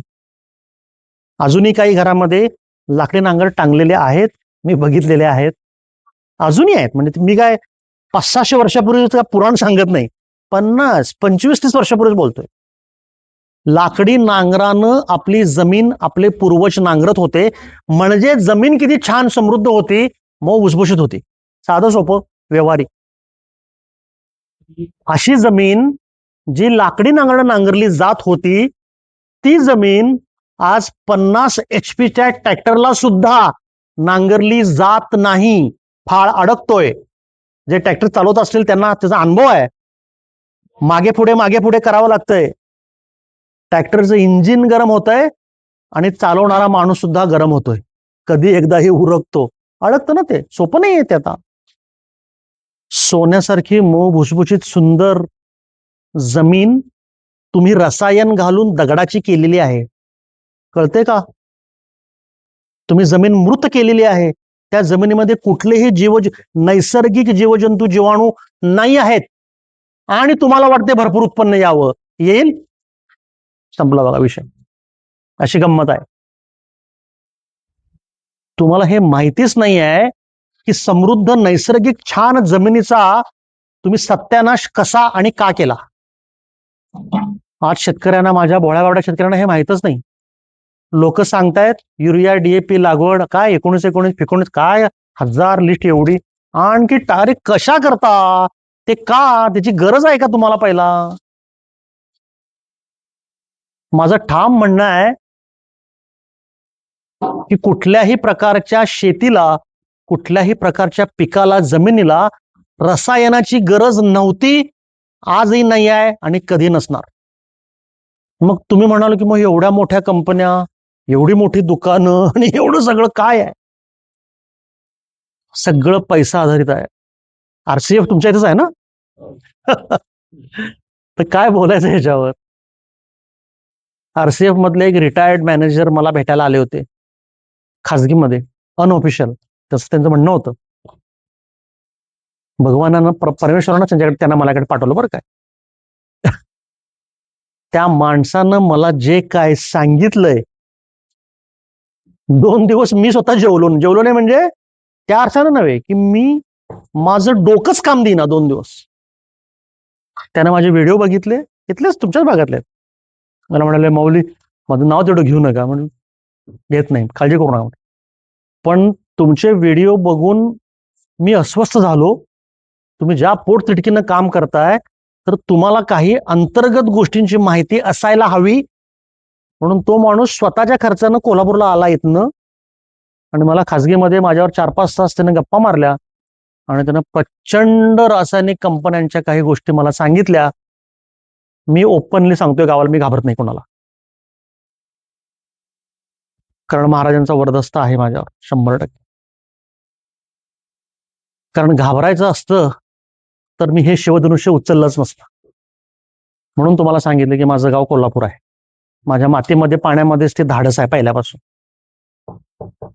हा अहंकार नव्हे, मी नम्रतेनं सांगतो, हे खायचं काम नाही. आणि ह्या कामाला प्रचंड विरोध होतो, कारण आम्ही प्रवाहाच्या विरोधात आहे, आम्ही भांडवलशाहीच्या विरोधात आहे, आम्ही रासायनिक कंपन्यांच्या विरोधात आहे. आम्हाला धोका सतत असतो. तसे इंटिमेशन ऑलरेडी आम्हाला आलेले आहेत, एकटं फिरू नका म्हणून. पण मी म्हणतो, परत माझं अध्यात्म तिथे येतं. प्रत्येकाचे श्वास ठरलेले आहेत, माझे पण श्वास ठरलेले आहेत. जेव्हा बोलवणं येईल तेव्हा जायचं आपण सगळे, घाबरायचं नाही त्याला. पण तोपर्यंत का होईना नेटानं काम करायचं. मला जेवढं शक्य आहे तेवढं मी प्रत्येक शेतकऱ्याला सांगण्याचा प्रामाणिक प्रयत्न करतो. जे बदलतील ते आपले, जे नाही बदलतील ते सुद्धा आपलेच. आपण कुणाला परक मानायचं नाही. पण या रासायनिक कंपन्यांनी, भांडवलशाही लोकांनी भारतातली सर्व कृषी व्यवस्था त्यांच्या ताब्यात घेतलेली आहे, असं माझं अभ्यासांती मत आहे. चुकलं असेल तर मला प्लीज सांगा. आज तुम्ही तुमच्या शेतामध्ये प्रचंड कष्ट करता, मला तुमच्याविषयी प्रचंड आदर सन्मान आहे, म्हणून मी आज एवढं लांब लांब येऊन लोकांना सांगण्याचा प्रयत्न करतो. तुम्ही आज तुमच्या शेतामध्ये अथक प्रयत्न करता, प्रयोग करता, खर्च करता, कष्ट, कर्ज, हात उसनवाऱ्या, हजार कॉम्प्रोमाइजेस, तडजोडी तुम्ही तुमच्या वैयक्तिक आयुष्यामध्ये करता शेती करण्यासाठी, जगण्यासाठी. पण तुम्ही मला सांगा की एवढं लाख धडपड तडजोडी करून तुम्ही जो कृषी माल तयार करता, तुमच्या शेतामध्ये सगळ्या गोष्टी तयार होतात, कुठलाही माल असेल, भाजीपाला असेल, फुलं असतील, फळं असतील, कडधान्य असतील, धान्य असेल, कसले द्विदल असेल, ह्या कुठल्याही कृषी मालाचा दर ठरवण्याचा नैतिक अधिकार तुम्हाला आहे का? का, असा माझा प्रश्न आहे. मला विचार करून उत्तर द्या. कष्ट कोण करताय? तुम्हीच करताय. पैसे खर्च कोण करताय? कर्ज काढताय तुम्हीच. हजार भानगडी करताय तुम्हीच.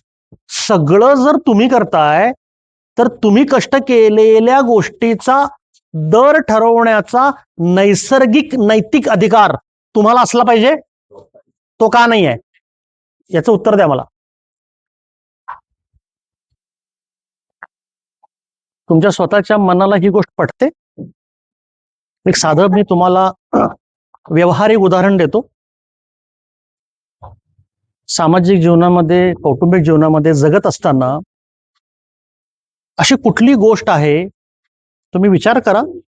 तुम्ही एखाद्या साध्या चांभाराकडे जरी गेला, चप्पल तुटलं असेल म्हणून,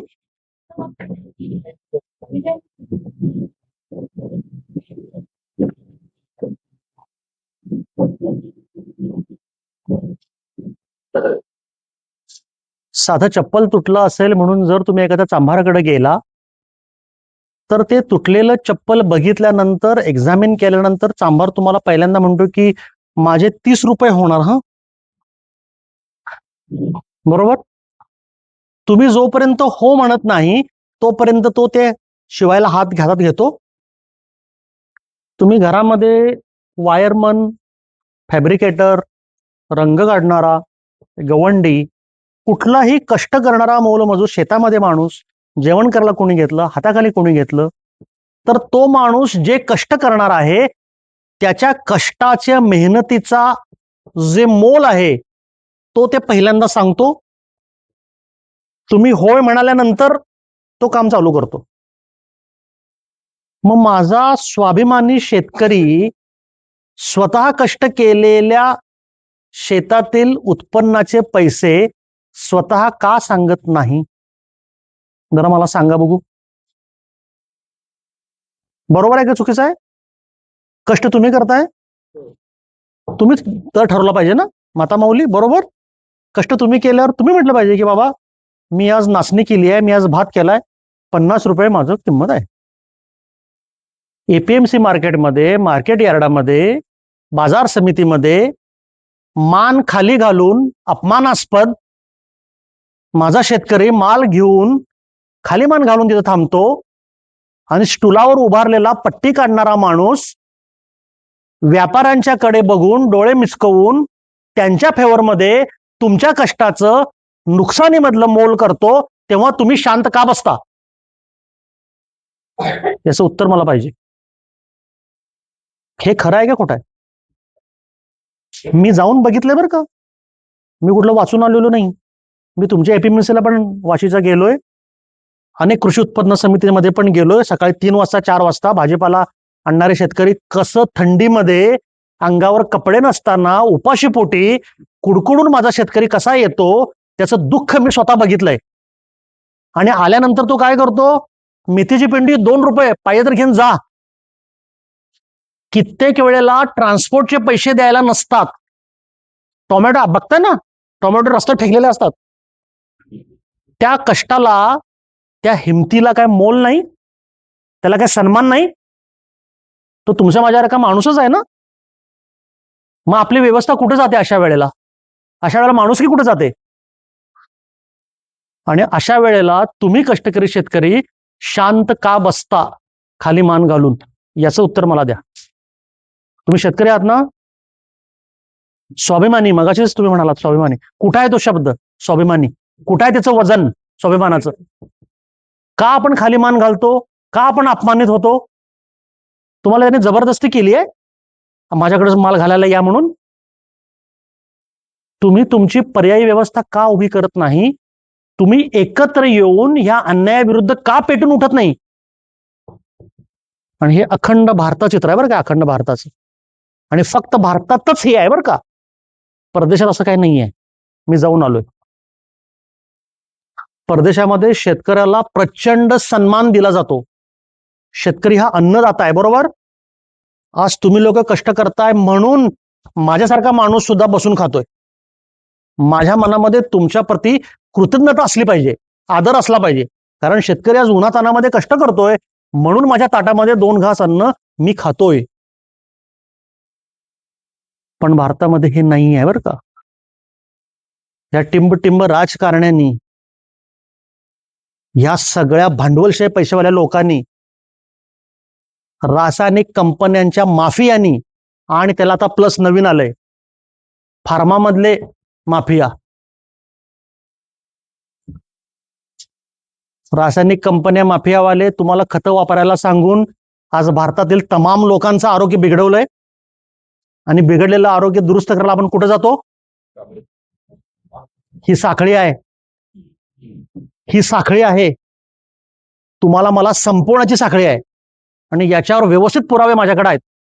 त्याच्यावर मी प्रचंड अभ्यास केलाय. भारतातल्या माणसांना मानसिक आणि शारीरिकरित्या संपवण्यासाठी परदेशी लोकांनी अतिशय नियोजनबद्धरित्या स्लो पॉइझनिंग, छुप युद्ध पुकारलेलं आहे. पहिल्यांदा तुमची देशी बियाणी संपवली, तुमची गाय संपवली, भारतीय परंपरा संपवल्या, भारतीय खाद्यपदार्थ संपवले. माझ्या माऊलींना विचारा, तुम्ही जे खाद्यपदार्थ करत होता ते तुमच्या मुली सुना करतात का? त्यांना नावं तरी माहिती आहेत का? लाडू करतात काय हो आजकाल कोणी? आजकालच्या नवीन तरुण पिढीला लाडू माहिती आहेत कसे करायचे? युट्यूब मध्ये बघून नको, तसलं काय सांगू नका मला. तुमच्या आईकडनं, आजीकडनं, सासूकडनं शिकले लाडू पाहिजेत. पारंपरिक लाडू कोण करतं? भारतीय खाद्य व्यवस्थेमध्ये प्रचंड बदल झालाय. तुम्ही 100% आजारी पडलं पाहिजे अशी खाद्य व्यवस्था निर्माण केली. गावागावामध्ये चायनीज विकायला लागलेत घेऊ. अहो ते खायचं काय आपण देवा? माऊली, अजिनोमोटो नावाचा पदार्थ, ज्याला लोकल गावामध्ये आजकाल टेस्टिंग पावडर म्हणतायत, डायरेक्ट मेंदूला हे बात करते. ते सगळी लोक ठो ठो करतायत ते खाऊ, तरी ते चालूच आहे. चायनीज पदार्थ हा तुमच्या माझ्या तब्येतीला योग्य आहे का? भारतातल्या खेड्याखेड्यामध्ये, गावागावामध्ये, अहो खेड म्हणजे 500,000 लोकसंख्येच्या वस्तीमध्ये चायनीज गाडी मी बघितली आहे. तेव्हा पहिल्या भाकऱ्या करायचे, आता पाव विकायला लागते ते सर्व सायकलवर येतात. आणि ते का येत आहेत सांगा? कारण घेणारी लोक आहेत ना. आज जर तुम्ही मी ठरवलं पाव घ्यायचा नाही, येईल का तो परत? आत्ती करत नाही.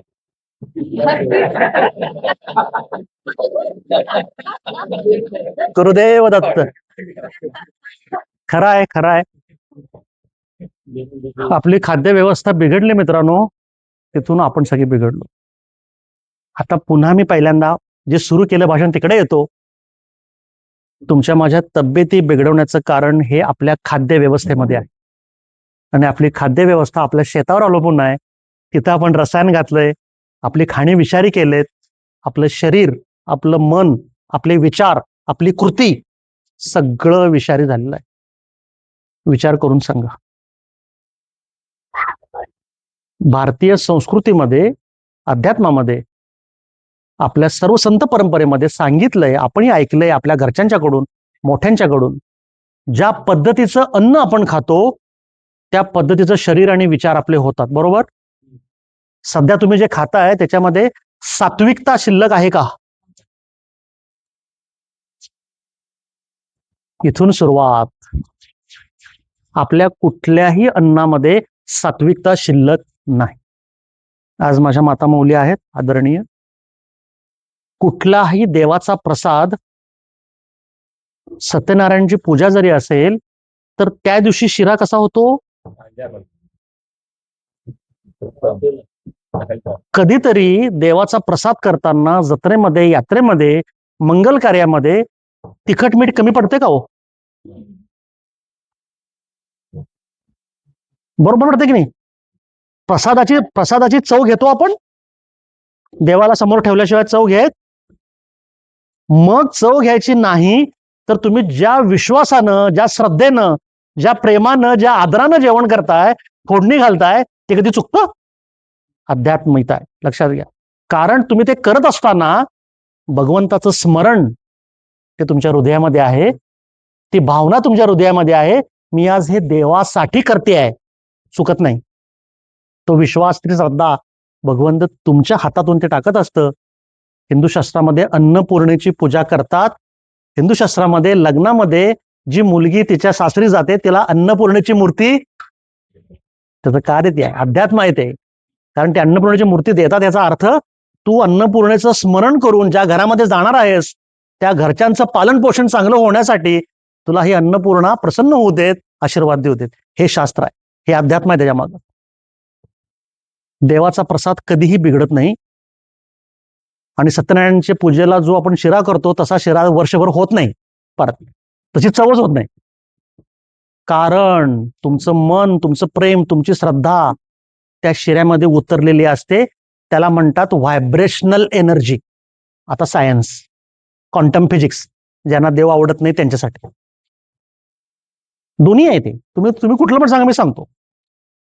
या विश्वामध्ये जेव्हा परमेश्वरानं ही सृष्टी निर्माण केली तेव्हा ही सृष्टी चालवण्यासाठी एक सकारात्मक ऊर्जा भगवंतानं निर्माण केले.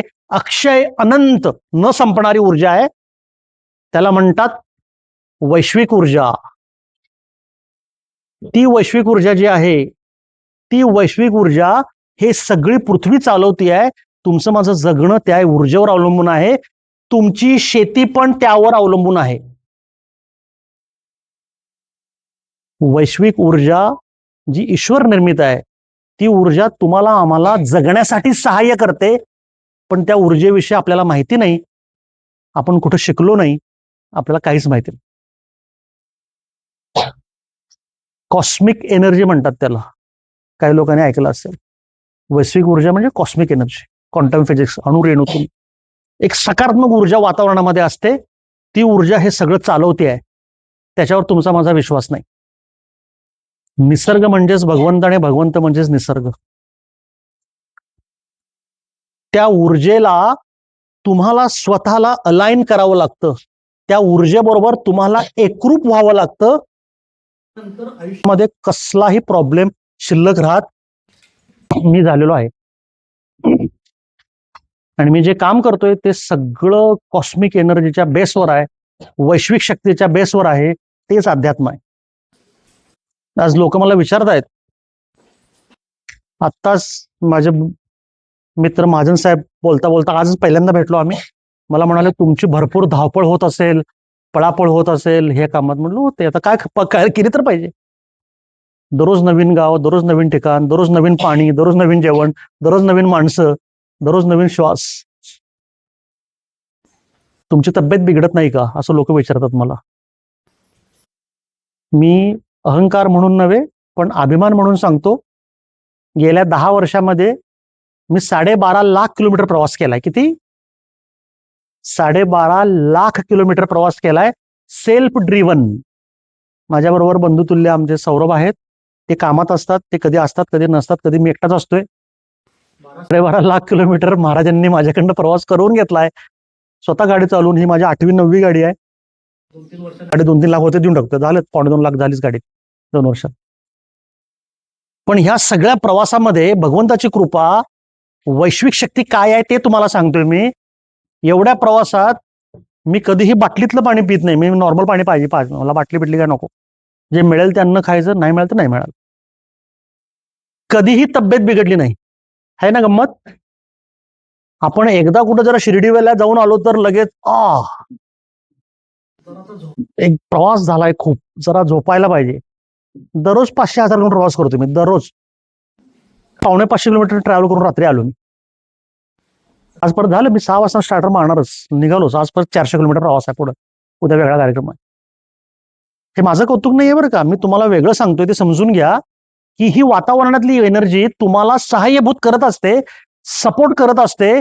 तुम्ही जे काम करत असता ते जर प्रामाणिक निस्वार्थी असेल सतत तुमच्या बरोबर असतो. सूक्ष्मात माझ्या बरोबर दत्त महाराज आहेत, माझ्या बरोबर माऊली सतत आहेत. जाणवतंय मला बरं का, म्हणून सांगत नाही की भगवंत माझ्या बरोबर सतत आहे. हे मला सतत जाणवतं. क्षणाक्षणाला डोळे बंद केले तरी मला दर्शन आहे महाराजांचं. ते सतत माझ्यावर आहे. माऊलींच्या मंदिरामध्ये तुमच्यासारखेच शेतकरी माझे भरपूर महाराष्ट्रभर आहेत. तेच आता यांना म्हणालो की मी एवढा समृद्ध आहे, एवढा सुखी समाधानी आहे की महाराष्ट्रातल्या 36 जिल्ह्यातल्या 350 तालुक्यात तुमच्यासारखे आज तुम्ही माझेच. मिशन ऑर्गॅनिक हे आमचं कुटुंब आहे, माझी संस्था. मी माझं नाही आहे, ते सगळं तुमचं आहे. ते मी आता ना म्हणजे सगळं तुमचं, माझं काय नाही व्हावं. ही बुद्धी परमेश्वराने दिली आहे. माझ्या कुटुंबाचे सदस्य प्रत्येक खेडेगावात गावात आहे. पंढरपूरला माऊलींचं जे मंदिर आहे त्याचे विश्वस्त आहेत ते आमचे शेतकरी आहेत, द्राक्ष उत्पादक. मला म्हणतात तुम्ही या माऊली एकदा, मला तुमच्या हस्ते पूजा बिजा. देवा म्हणलं तसलं काय करू नको. मला कामधाम सोडून तुमच्याकडे येऊन दर्शन घेण्याची काही गरज नाही. कारण विठ्ठल माझी माऊली जी मला दररोज भेटते ती मी नेहमी तुमच्यासारख्या शेतकऱ्यांच्यात बघतो. तुम्हीच आहे माझी माऊली आणि तुम्हीच आहे माझे दत्त, दुसरं काय नाही. कामधाम सोडून तिकडे जाऊय रांगेत माळा घेऊन बसा ओळीत. तसं करायचं नसतं. तुम्ही रोज काम करता त्याच्यामध्ये तुम्ही तुमच्या परमेश्वराला शोधायचं असतं. माऊली घरामध्ये जेवण करताना फोडणी घालताना जरी त्यांनी भगवंताचं नाव घेतलं पोचतं. त्यांच्या हातून तयार झालेलं अन्न त्यांच्या घरातील सर्वांचं आरोग्य चांगलं ठेवण्यासाठी असतं. खूप सत्कर्म आहे ते. तसंच मित्रांनो, आज तुम्ही शेतकरी आहात. तुम्ही तुमच्या शेतामध्ये ज्या पद्धतीनं प्रामाणिकपणे शेती करायची आहे, निस्वार्थी शेती करायची आहे, विषमुक्त शेती करायची आहे, ते भगवंत पोचतं. प्रश्नाचं मला उत्तर द्या. भरपूर पैसे मिळावेत, भरपूर उत्पन्न यावं म्हणून माझा भोळाबाबडा शेतकरी आज रासायनिक शेती करतोय, रसायन वापरतोय. दाबून 2 पोती वापरायचं 4 वापर नाही. भोळा काय डोक्यात बुद्धीच कमी आहे. तर घातलं म्हणजे जास्त येते असं काय नसतं कधी. उलट त्याचा अपाय होतो शेतीला, उलट त्याचा अपाय होतो पिकांना. अशा पद्धतीचं विषारी उत्पन्न जे तयार होत आहे, जी रोगराई पसरती आहे, ही रोगराई दुर्दैवानं माझ्या शेतकऱ्याच्या हातून होत आहे. हे घड आपण विषारी अन्न तयार करून आपल्या गावातील, जिल्ह्यातील, आपल्या देशातील समाजातील लोकांचं आरोग्य बिघडवतोय ना. त्याच्यामुळं हे काम पापाचं काय पुण्याचं फेडायचं कोणी. आता फेडायला लागले कोण. संपलं बघा, आलं बघा शून्यात परत. समजून घ्या अध्यात्म. शेती म्हणजे अध्यात्म आहे. त्याच्यावर माझा अभ्यास. शेती आणि अध्यात्म ह्याच्यावरच बोलतोय मी. परत फिरून शून्यात. दुसऱ्याचा पेट.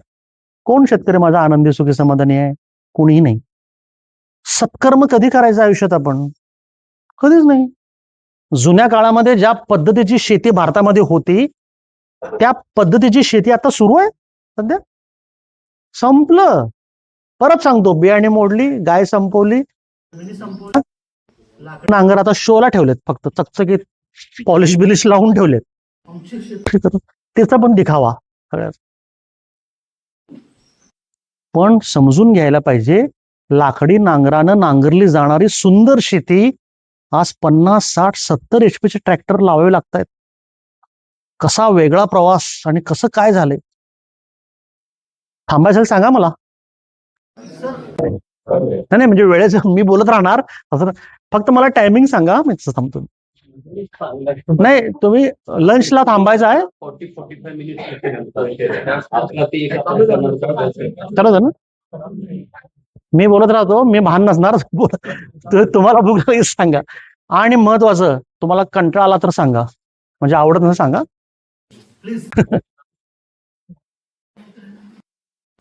शेती व्यवस्था आपली नुकसानी जाण्यासाठी जे फॅक्टर आहेत ते समजून घेतले पाहिजेत. प्रत्येकानं मातीचं परीक्षण केलंच पाहिजे मस्ट. तुमची माझी तब्येत बिघडली तर गाडीला किक मारून आपण डॉक्टरकडे जातो. डॉक्टर तुमचं बीपी चेक करतो, शुगर चेक करतो, हे तपासून घे, ते तपासून घे, लघवी तपासून घे, हे तपासून घे. तुम्हाला तुमच्या शरीराची एवढी काळजी आहे, मग ज्याच्यावर तुमचं आयुष्य अवलंबून आहे, ज्याच्यावर तुमचं घर चूल अवलंबून आहे, त्या शेताचं आरोग्य कोण बघणार हे माहीतच नाही आपल्याला. मित्रांनो, पहिल्यांदा तुमची जमीन तपासून घ्या. 2 ते 3 फॅक्टर अत्यंत महत्वाचे आहेत. एक म्हणजे पीएच बॅलन्स, जमीन ऍसिडिक आहे, अल्कलाईन आहे, 6.5 to 7.5 असायला पाहिजे. काय झाले ते कळत नाही आपल्याला. नजरेनं बघून जगातला कोण माणूस सांगू शकत नाही तर ते खोटा आहे, आता सांगतो. बघून काय पीएच बीएच कळत नाही, कर्ब कळत नाही. कर्ब जो 1+ लागतो, 1.5 2 असा लागतो. महाराष्ट्रामध्ये 0.5च्या बिलो आहे, शासकीय आकडेवारी आहे, बरोबर ना मॅडम. 3.2 याचा शास्त्रीय अर्थ समजा पीक त्याला की जमिनीतला जीव संपला त्या, म्हणून ती जमीन दगड झाली आहे. तुम्हाला पुन्हा ती रिजॉईस करावी लागेल. त्यासाठी जमिनीमध्ये गोष्टी द्याव्या लागतील, खत नव्हे. ठाम डोक्यात ठरवा. जमीन तुम्हाला नैसर्गिक करायची असेल, पुन्हा मऊ भुसभुशीत करायची असेल, निसर्गाकडेच जावं लागेल. उपलब्ध नाही त्याला पुन्हा नैसर्गिक करण्यासाठी. आणि मी अभ्यासांती सांगतो, उपाय कमी खर्चाचा आहे. तुम्ही ते ठरवलं पाहिजे आणि ठरवण्याच्या अगोदर तुम्ही हे समजून घेतलं पाहिजे. पहिल्यांदा जमिनीमध्ये कुठले मायक्रोन्यूट्रियंट्स आहेत, कुठली खनिजे आहेत, काही गोष्टी प्लस आहेत, काही गोष्टी मायनस आहेत, शेतकऱ्याला माहिती असलं पाहिजे.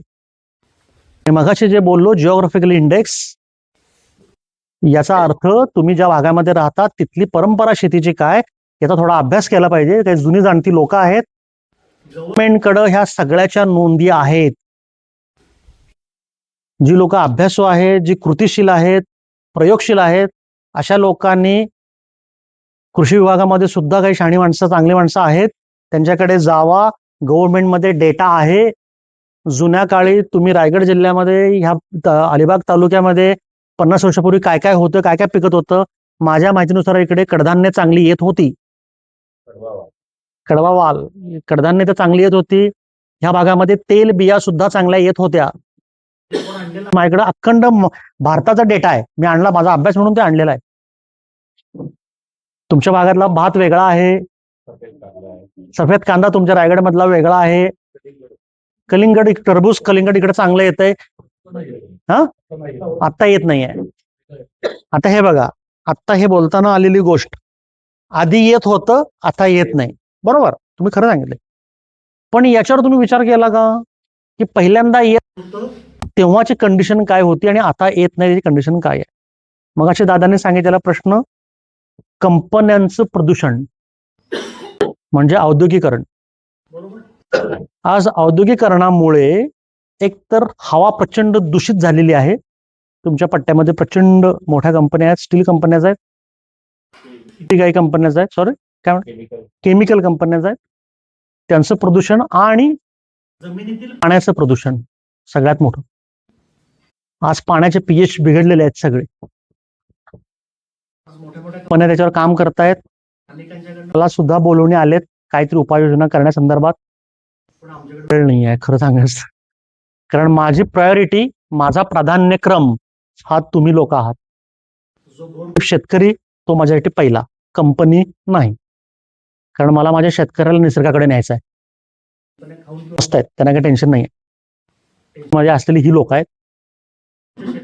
प्रयोग कसे करायचे, कसं घेऊन जायचं, तुमच्या शरीरातला कर्ब कसा वाढवायचा आणि पिढीला जमीन कशी शिल्लक ठेवायची. मध्ये पुढच्या पिढीला जमीन शिल्लक राहणार नाही आहे, लक्षात ठेवा. हे वाक्य माझं विसरू नका. असं जर चालू राहिलं तर पुढच्या पिढीला जमीन नाही, युद्ध होणार आहे. ते जमिनीसाठी नाही तर ते अन्नासाठी होणार आहे. आणि अन्न हे लिहूनच ठेवा तुम्ही. त्यामुळे आता मी उलट सांगतो, व्यवहार सांगतो तुम्हाला. तर तुम्ही शहाणे असाल, आलाय म्हणजे, तर आता तुमच्या शेतामध्ये नैसर्गिक शेती जर व्यवस्थित विषमुक्त केली तर ही गोष्ट मनामध्ये पक्की ठरवा. पुढच्या 2-4 वर्षामध्ये तुमचं विषमुक्त अन्न घेण्यासाठी तुमच्या दारामध्ये BMW मर्सिडीज गाड्या येणार. ती वेळ आली, आता हटायचं नाही मागं. आता तुमचे दिवस आले. तुम्ही कुणीही तुमचा कृषी माल APMC ला घेऊन जायचं. त्याच्यावर सुद्धा काय करायचं ते मिशन ऑर्गॅनिकने केलेलं आहे ऑलरेडी. ते तुम्हाला दुसऱ्या टप्प्यामध्ये 17 मध्ये मी सांगतो. अतिशय साध्या पद्धतीनं शेती कशी करायची प्रशिक्षण देणार आहे. ठरवलंय 2-3 वर्ष तास होता की ह्या संदर्भातील शास्त्रीय निवासी प्रशिक्षण मी तयार होतो त्या गोष्टीला. कारण माझं प्रचंड दौरे सतत सुरू आहेत. प्रत्येक जिल्ह्यामध्ये माझं जाणं होतं. अनेक शेतकरी माझी वाट बघतायत आणि आजच्या सारख्या व्याख्यानमाला माझ्या सतत सुरू आहेत. सतत झालेलेच आहेत. त्यातून पहिल्यांदा बेसिक प्रबोधन व्हायला पाहिजे. काही बेसिक गोष्टी तुम्हाला कळल्या पाहिजेत आणि त्या कळल्यानंतर जेव्हा तुमची मानसिकता तयार होईल की हा आता मी नैसर्गिक शेती करणार आहे, तेव्हा तुम्हाला प्रशिक्षण द्यायचं. आम्ही ठरवलंय फेब्रुवारीमध्ये. आता सरांना म्हटलं मी फुल पण जाय, म्हणजे मी एक दिवस बोललो, जम ऑफिसला फोन सुरू झाले. एका व्हिडिओमध्ये बोललो मी की निवासी फ्रेंड चालू करणार आहे. ऑफिसला त्या दिवशी 1,500 फोन आले 2 दिवसात. होता प्रामाणिकपणे सांगतो की मी कडूनही आजपर्यंत 1 रुपये घेतलेला नाही. मी हे सगळं निस्वार्थी करतो. आता घाडगे साहेब तरी मला आले होते की तुमचं बरोबर आहे व्यवहार. मी त्यांना म्हटलं की परत एकदा व्हिडिओ बघा आणि हाच प्रश्न मला परत एकदा विचारा. अतिशय आनंदानं, स्वाभिमानानं, समाधानानं दत्तगुरूंचं नाव घेऊन नम्रतेनं सांगतो, आजपर्यंत जे माझा एवढा प्रवास झाला, हजारो माझी भाषणं झाली आणि लाखो लोकांना मी भेटलो, लाखो लोकांना, शेतकऱ्यांना भेटलो. मी आजपर्यंत 1 रुपयाचं मानधन घेतलं नाही, कुठल्याही कार्यक्रमात घेतलेलं नाही. आणि माझ्या कधी घेत नाही. एवढं काम करतो भगवंताच्या कृपेनं. माझं ऑफिस चालू आहे, मला ऑफिसमधनं माझ्या खर्चाचे पैसे येतात. त्यामुळे तिचं पण शंका घेऊ नका. लोक म्हणतील म्हणजे त्यांचं काहीतरी वेगळं आहे वाटतं. कारण सध्याच्या युगामध्ये असं जमत नाही ना, काहीतरी मागं वेगळं असेल. नाही आहे. तेही तुम्हाला क्लिअर करतो. त्यामुळे काय होते, अनेक कंपन्या आलेल्या CSR साठी माझ्याकडं. म्हणजे मी गेलेलो नाही बरं का मॅडम, कंपन्या माझ्याकडे आल्या CSR साठी. तुम्ही द्या प्रस्ताव, काय हवंय तुम्हाला. आणि फार मोठी मोठी नाव आहेत भारतातली. आम्ही हात जोडून सांगितलं की मला CSR नको आणि मला काय नको. कारण दत्तगुरूंनी जो मला आशीर्वाद आणि आदेश दिलाय तोच माझा CSR आहे. मला बाकीची गरज नाही. आणि आज तुमच्यासारखी माणसं जी सोन्यासारखी मला भेटतायत. आज हे घाडगे साहेब कुठे गेले, कोण आहे माणूस, 2-4 महिन्यापूर्वी माझी ओळख पण नव्हती. आज तेवढं व्याप करून ठेवलाय का हाच CSR आहे माझा. कशाला पाहिजे ते नाही ते. कारण त्यात आले गेले कागदोपत्र आली, फोटो आले, बॅनर आले. अजूनही माझ्या संस्थेचा बॅनर नाही आहे. 12 वर्ष मला सगळी म्हणतात बॅनर पिटून लावूया. कशाला पाहिजे बॅनर. मला काय मोठा की गाजवायची नाही आहे आणि मला चमकोगिरी करायची नाही आहे. कुठं रील बिल टाकायचे नाही आहेत. आज हे सगळं दिवसभराचं कार्य आवरल्यानंतर तुमच्या मनामध्ये नैसर्गिक शेतीविषयी जर 2-4 वाक्य चांगली रुजली, माझ्यासाठी पोचलं ते. बघा तुम्ही माझं पण नाव राहुल टोपले विसरून जावा आणि ते मिशन ऑर्गॅनिक विसरून जावा, काय गरज नाही. आज महाराष्ट्रामध्ये 3.5 लाख शेतकरी एकत्र आणणारी ही एकमेव संस्था आहे. माननीय मुख्यमंत्री साहेबांनी मला बोलवलेलं. मुख्यमंत्री साहेबांनी घरी बोलवून शाबासकी दिली मला आणि काय पाहिजे विचारलं, मी काय नको म्हणूनच सांगितलं. कृपेमुळं मुख्यमंत्री साहेब, त्यांच्या आई साहेब आणि आम्ही तिघं जेवलो एकत्र. त्यांची आई असताना मला म्हणले की सर काय हवंय सांग, एवढं काम उभा केलाय जोरदार तुम्ही, काय पाहिजे तुम्हाला सांगा. मी हात जोडून म्हटलं देवा मला काय नको म्हटलं, बस फक्त राजकीय लोकांनी आमच्या कामात आडवं येऊ नका, म्हणजे हे चाललंय सुखाचं ते मोडू नका आमचं, बस बाकीचं काय नको. तेव्हा त्यांची आई एक मार्मिक वाक्य बोलली, तुमच्यासारखंच आहेत त्यांच्या आई, तुम्हाला बघितलं त्यांची आठवणी मला. एकच वाक्य बोलले देवाभावना त्यांची आई. त्या काय म्हणाल्या माहिती आहे, अरे देवा त्या माणसाच्या पाठीमागे साक्षात दत्तगुरू उभे आहेत, तो माणूस अत्यंत समाधानी आहे, त्याला सगळं मिळालंय म्हणले, तू काय त्याला देणार अजून. संपलं बघा, एकच वाक्य. उठून त्यांच्या पाया पडलो मी, म्हटलं माऊली हेच वाक्य आहे, मला सगळं मिळालंय, मला काय नको आता. मला काय हवंय माहिती आहे, आपल्या देशातला शेतकरी आज आनंदात राहावा. आज तुम्ही लोकांनी तुमच्या शेतामध्ये प्रामाणिक नैसर्गिक शेती करावी, तुम्ही त्या निसर्गाची पर्यायानं तुमच्या मातीची सेवा करावी. ती आई आहे आपली भूमाता, आईचं स्वरूप आहे ते. त्या आईची तुम्ही सेवा करावी, सुखात समाधानात राहावं, आनंदात राहावं. आयुष्यात पैशाला ते अवाजवी जे महत्व देताय की नाही, ते जरा कमी करावं ही माझी इच्छा आहे. कारण आयुष्यामध्ये सगळ्यात मोठा प्रॉब्लेम त्या पैशा नावाच्या गोष्टीमुळे आलाय. सगळा स्वार्थ, सगळा अहंकार त्या पैशामुळे आलाय. ज्या दिवशी तुम्ही ते पैसा थोडासा बाजूला करा, मला माहिती आहे जगण्यासाठी पैसा लागतो, 100% माहिती आणि मान्य आहे मला, पण प्रायोरिटीमध्ये 1 to 10 मध्ये 1 ला पैसा असून चालत नाही, तो 10 ला पाहिजे. तुम्हाला फक्त भीती वाटते, ज्या दिवशी तुम्ही पैशाला साईडला कराल ना, तेव्हा तुमचं आयुष्य एकदम आनंदी सुखी समाधानी होईल. माझ्यासारखं 12-13 वर्ष माझ्या ऑफिसला गेलेलो नाही, मला काहीच कमी पडलेलं नाही. आज ह्या कामामध्ये मला सगळं मिळतं, छान सुंदर आनंद आहे, काही कमी पडत. मुळात तुम्हाला जगण्यासाठी लागतं काय याचा विचार करा पहिला. आणि प्रॉब्लेम कुठं आला, जेव्हा मी हजारो शेतकऱ्यांना भेटलो, लाखो लोकांना भेटलो, तेव्हा मला काय कळालं माहिती आहे, माणूस एका वेगळ्याच भ्रमात जगतोय बरं का.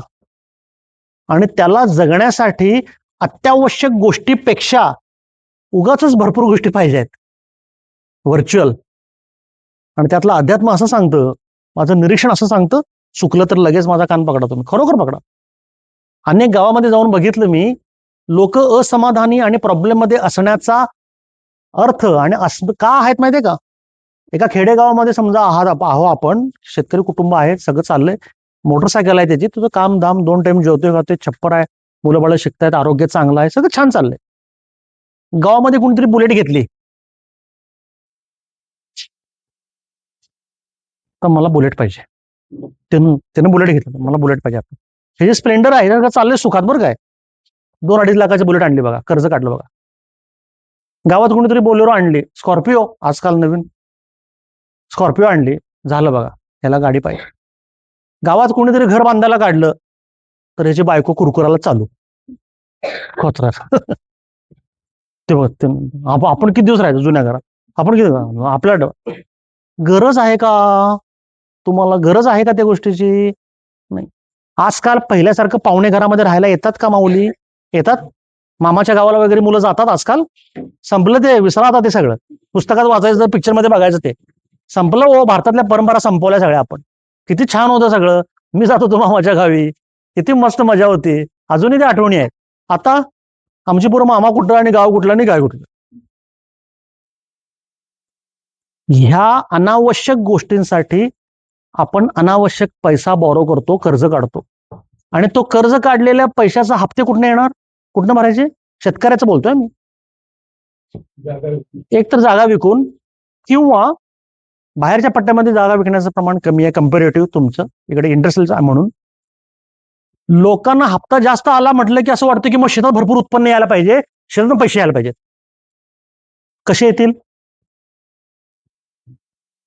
बरोबर आहे की नाही, कसे येतील. तुम्ही शेताला ताण देताय का, त्या शेतामध्ये नैसर्गिकरित्या येणार तेवढंच येणार आहे.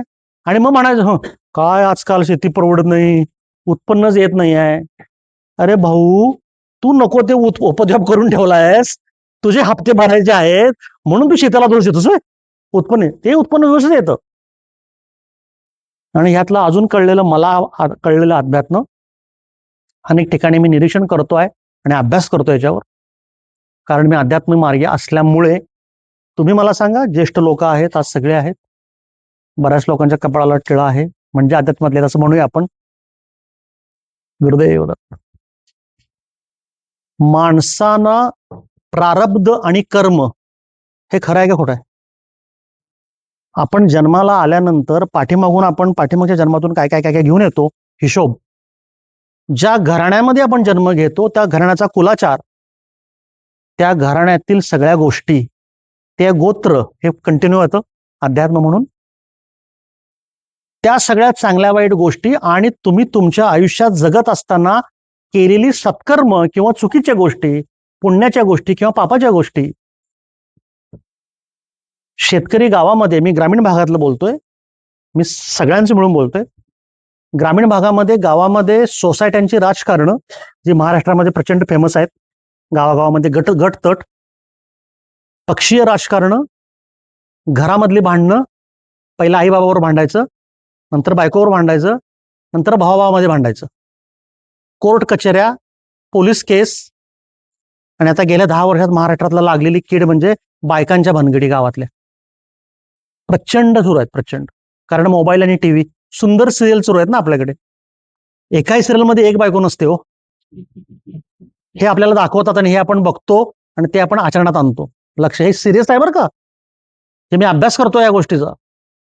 तुम्हाला ते का दाखवतात हे तुम्हाला सांगितलं तर ऑफिशियल बोलतोय, सगळं सांगणार नाही मी आता. हे सगळ्या भानगडी करून, 1000 ठिकाणी माती खाऊन, लुच्च्या लुबाड्या करून, एकमेकाचा बदला, भांडणं, मारामाऱ्या, पोलीस, हे ते भानगडी करून जर तुम्हाला म्हणायचं असेल की माझ्या शेतामध्ये भरपूर उत्पन्न यावं, तर येणार का? बरोबर आहे का चुकीचं आहे? त्याचा मी अभ्यास करतो, कारण कर्म आणि प्रारब्धावर सगळं बनलेलं आहे बरं का. तुम्हाला जर शेतामध्ये सुद्धा चांगलं उत्पन्न यावं असं वाटत असेल तर तुम्ही सर्वांनी स्वतःच्या वैयक्तिक सामाजिक आयुष्यामध्ये चांगलं वागलं पाहिजे, नीतिमत्ता ठेवली पाहिजे, प्रामाणिक राहिलं पाहिजे, परोपकारी राहिलं पाहिजे. भगवंत हे सगळं बघत असतो, याचा हिशोब सगळा तिकडे सुरू आहे.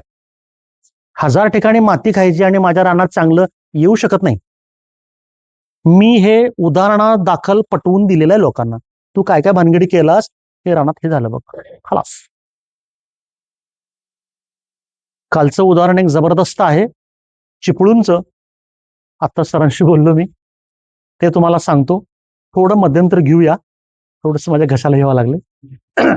जेवण खाण करूया, अर्ध्या पोटातून परत चालू करूया, काय प्रॉब्लेम. थोडं बोलतो आणि मग थांबूया, ते कंटिन्युएशनला पुढच्या पट्ट्यात बोलतो. आपण आपल्या वैयक्तिक आयुष्यात ज्या पद्धतीनं राहतो, वागतो, त्या पद्धतीनं भगवंत सर्वशक्तिमान परमेश्वर तुमच्या पदरामध्ये दान टाकत असतो. सुखाचं असेल, समृद्धीचं असेल, शेतामध्ये येणारं उत्पन्न हे कर्म आधारित आहे, हा सिद्धांत मी अभ्यासाअंती तुम्हाला सांगतो. आणि हे तुम्ही करून बघा, तुम्हाला कळेल की शेतामध्ये तुम्ही काही न करता कित्येक वेळा सुंदर सुंदर गोष्टी येतात. बरोबर दादा, बरोबर आहे? तुम्ही सांगा, जंगलामध्ये, आता इथेही जंगल आहे, आसपास दिसतंय जंगल, मी तर जंगलामध्ये राहणारा माणूस आहे. आमच्या जंगलामध्ये वाघ आहेत, हत्ती आहेत, सगळं आहे. अशा ठिकाणी राहणारा माणूस आहे, माझं बालपण त्यात गेलं. जंगलामध्ये कोण खतं घालते हो, फवारण्या करते? तुम्ही कुणी ऐकलंय जंगलामध्ये मावा आलाय, तुडतुडा आलाय, तांबेरा आलाय, कसलं फंगस, कसला अटॅक, असं कधी कुणी ऐकलंय? जंगलामध्ये कधीही जंगलातील झाडांना कुठल्या प्रकारचे रोगराई आलेली तुम्ही ऐकली? येऊ शकत नाही बरं का, येऊ शकत नाही. मी कित्येक वेळेला जंगलामध्ये जाऊन एकटा एकटा राहिलोय बरं का, 2-2, 4-4 दिवस, वेड्यासारखंच. तेव्हा ही गोष्ट कळाली की मनुष्य नावाचा स्वार्थी आणि अहंकारी माणूस अजून जंगलात पोचलेला नाही, म्हणून जंगल समृद्ध आहे. एकदा का आपण तिथं गेलो की नाही, सत्यानाश. तिथं पण जाऊन लगेच प्लॉट कसे पाडायचे, झाडं कशी करायचे, डोजर कुठं, जेसीबी कुठं लावायचा, प्लॉट कसे पाडू, मग हे कसं सुरू बघा आपलं.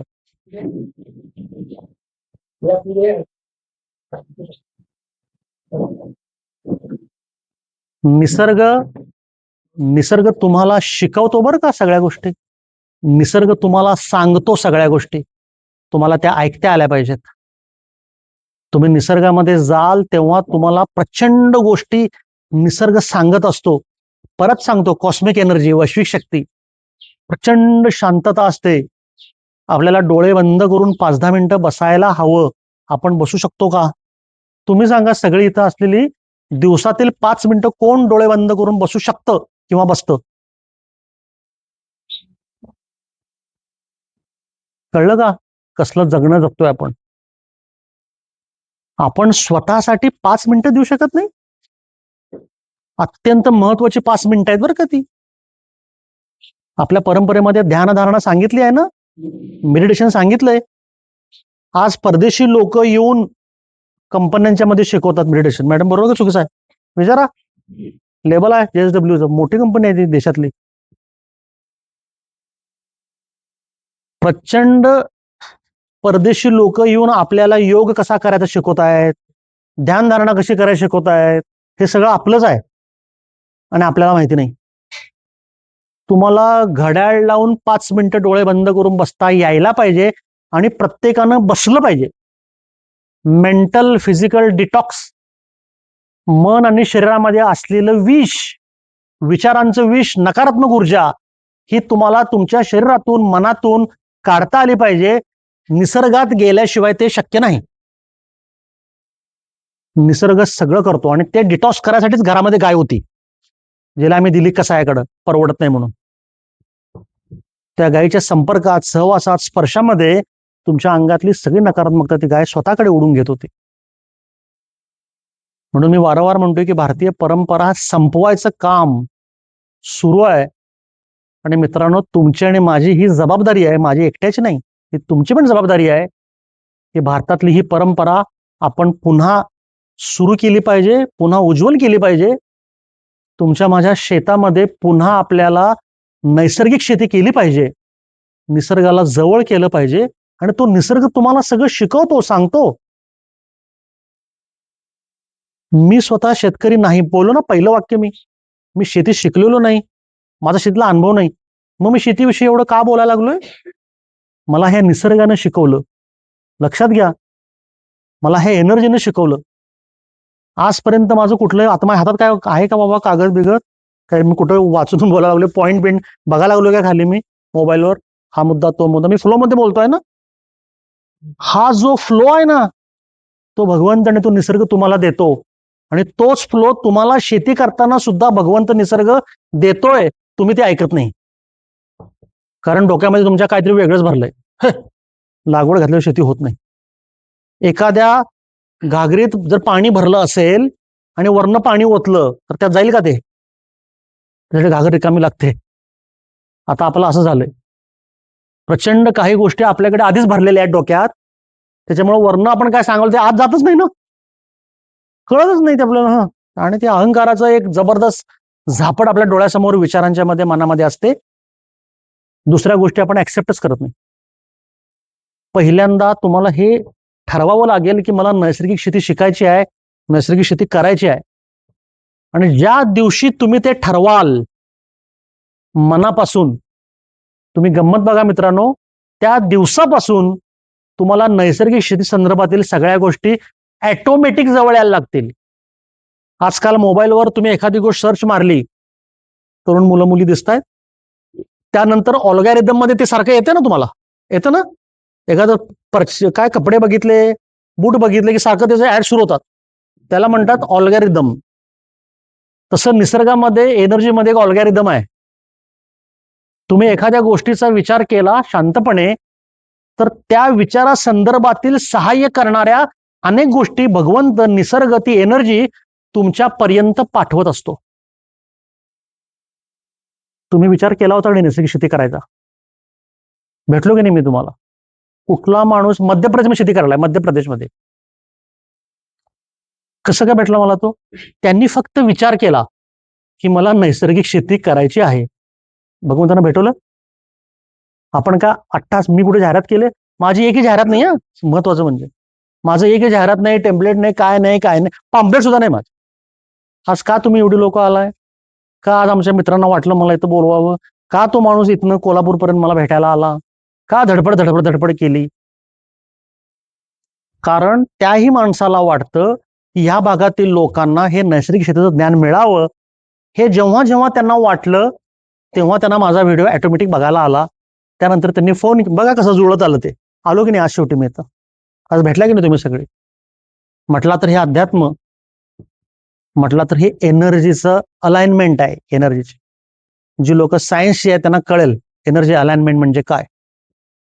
क्वांटम फिजिक्समध्ये अणुरेणू एकमेकांना ओढले जातात. बिग बँग थिअरी, पृथ्वी निर्माण झाली कशी, सायन्स स्टुडंट तिकडे जातं ते सगळं पुढं. सगळं ते अध्यात्मच ते आहे. एका विचाराच्या माणसांना भगवंत एकत्र आणतो. त्याचा पुरावा म्हणजे समोरासमोर आपण बसलोय आज. खूप साधं आणि सोपं नैसर्गिक शेतीचं तंत्र आहे. मध्याह्नानंतर मी त्या तंत्राविषयी डिटेल सांगेन. ही पार्श्वभूमी होती.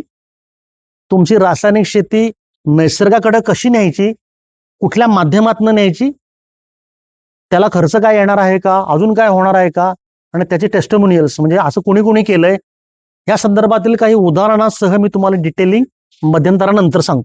चालेल. धन्यवाद. थँक्यू. काय ना काहीतरी बोला. परवानगी असेल हा बोला बोला. 2 मिनिटं, 1-2 मिनिटं मग.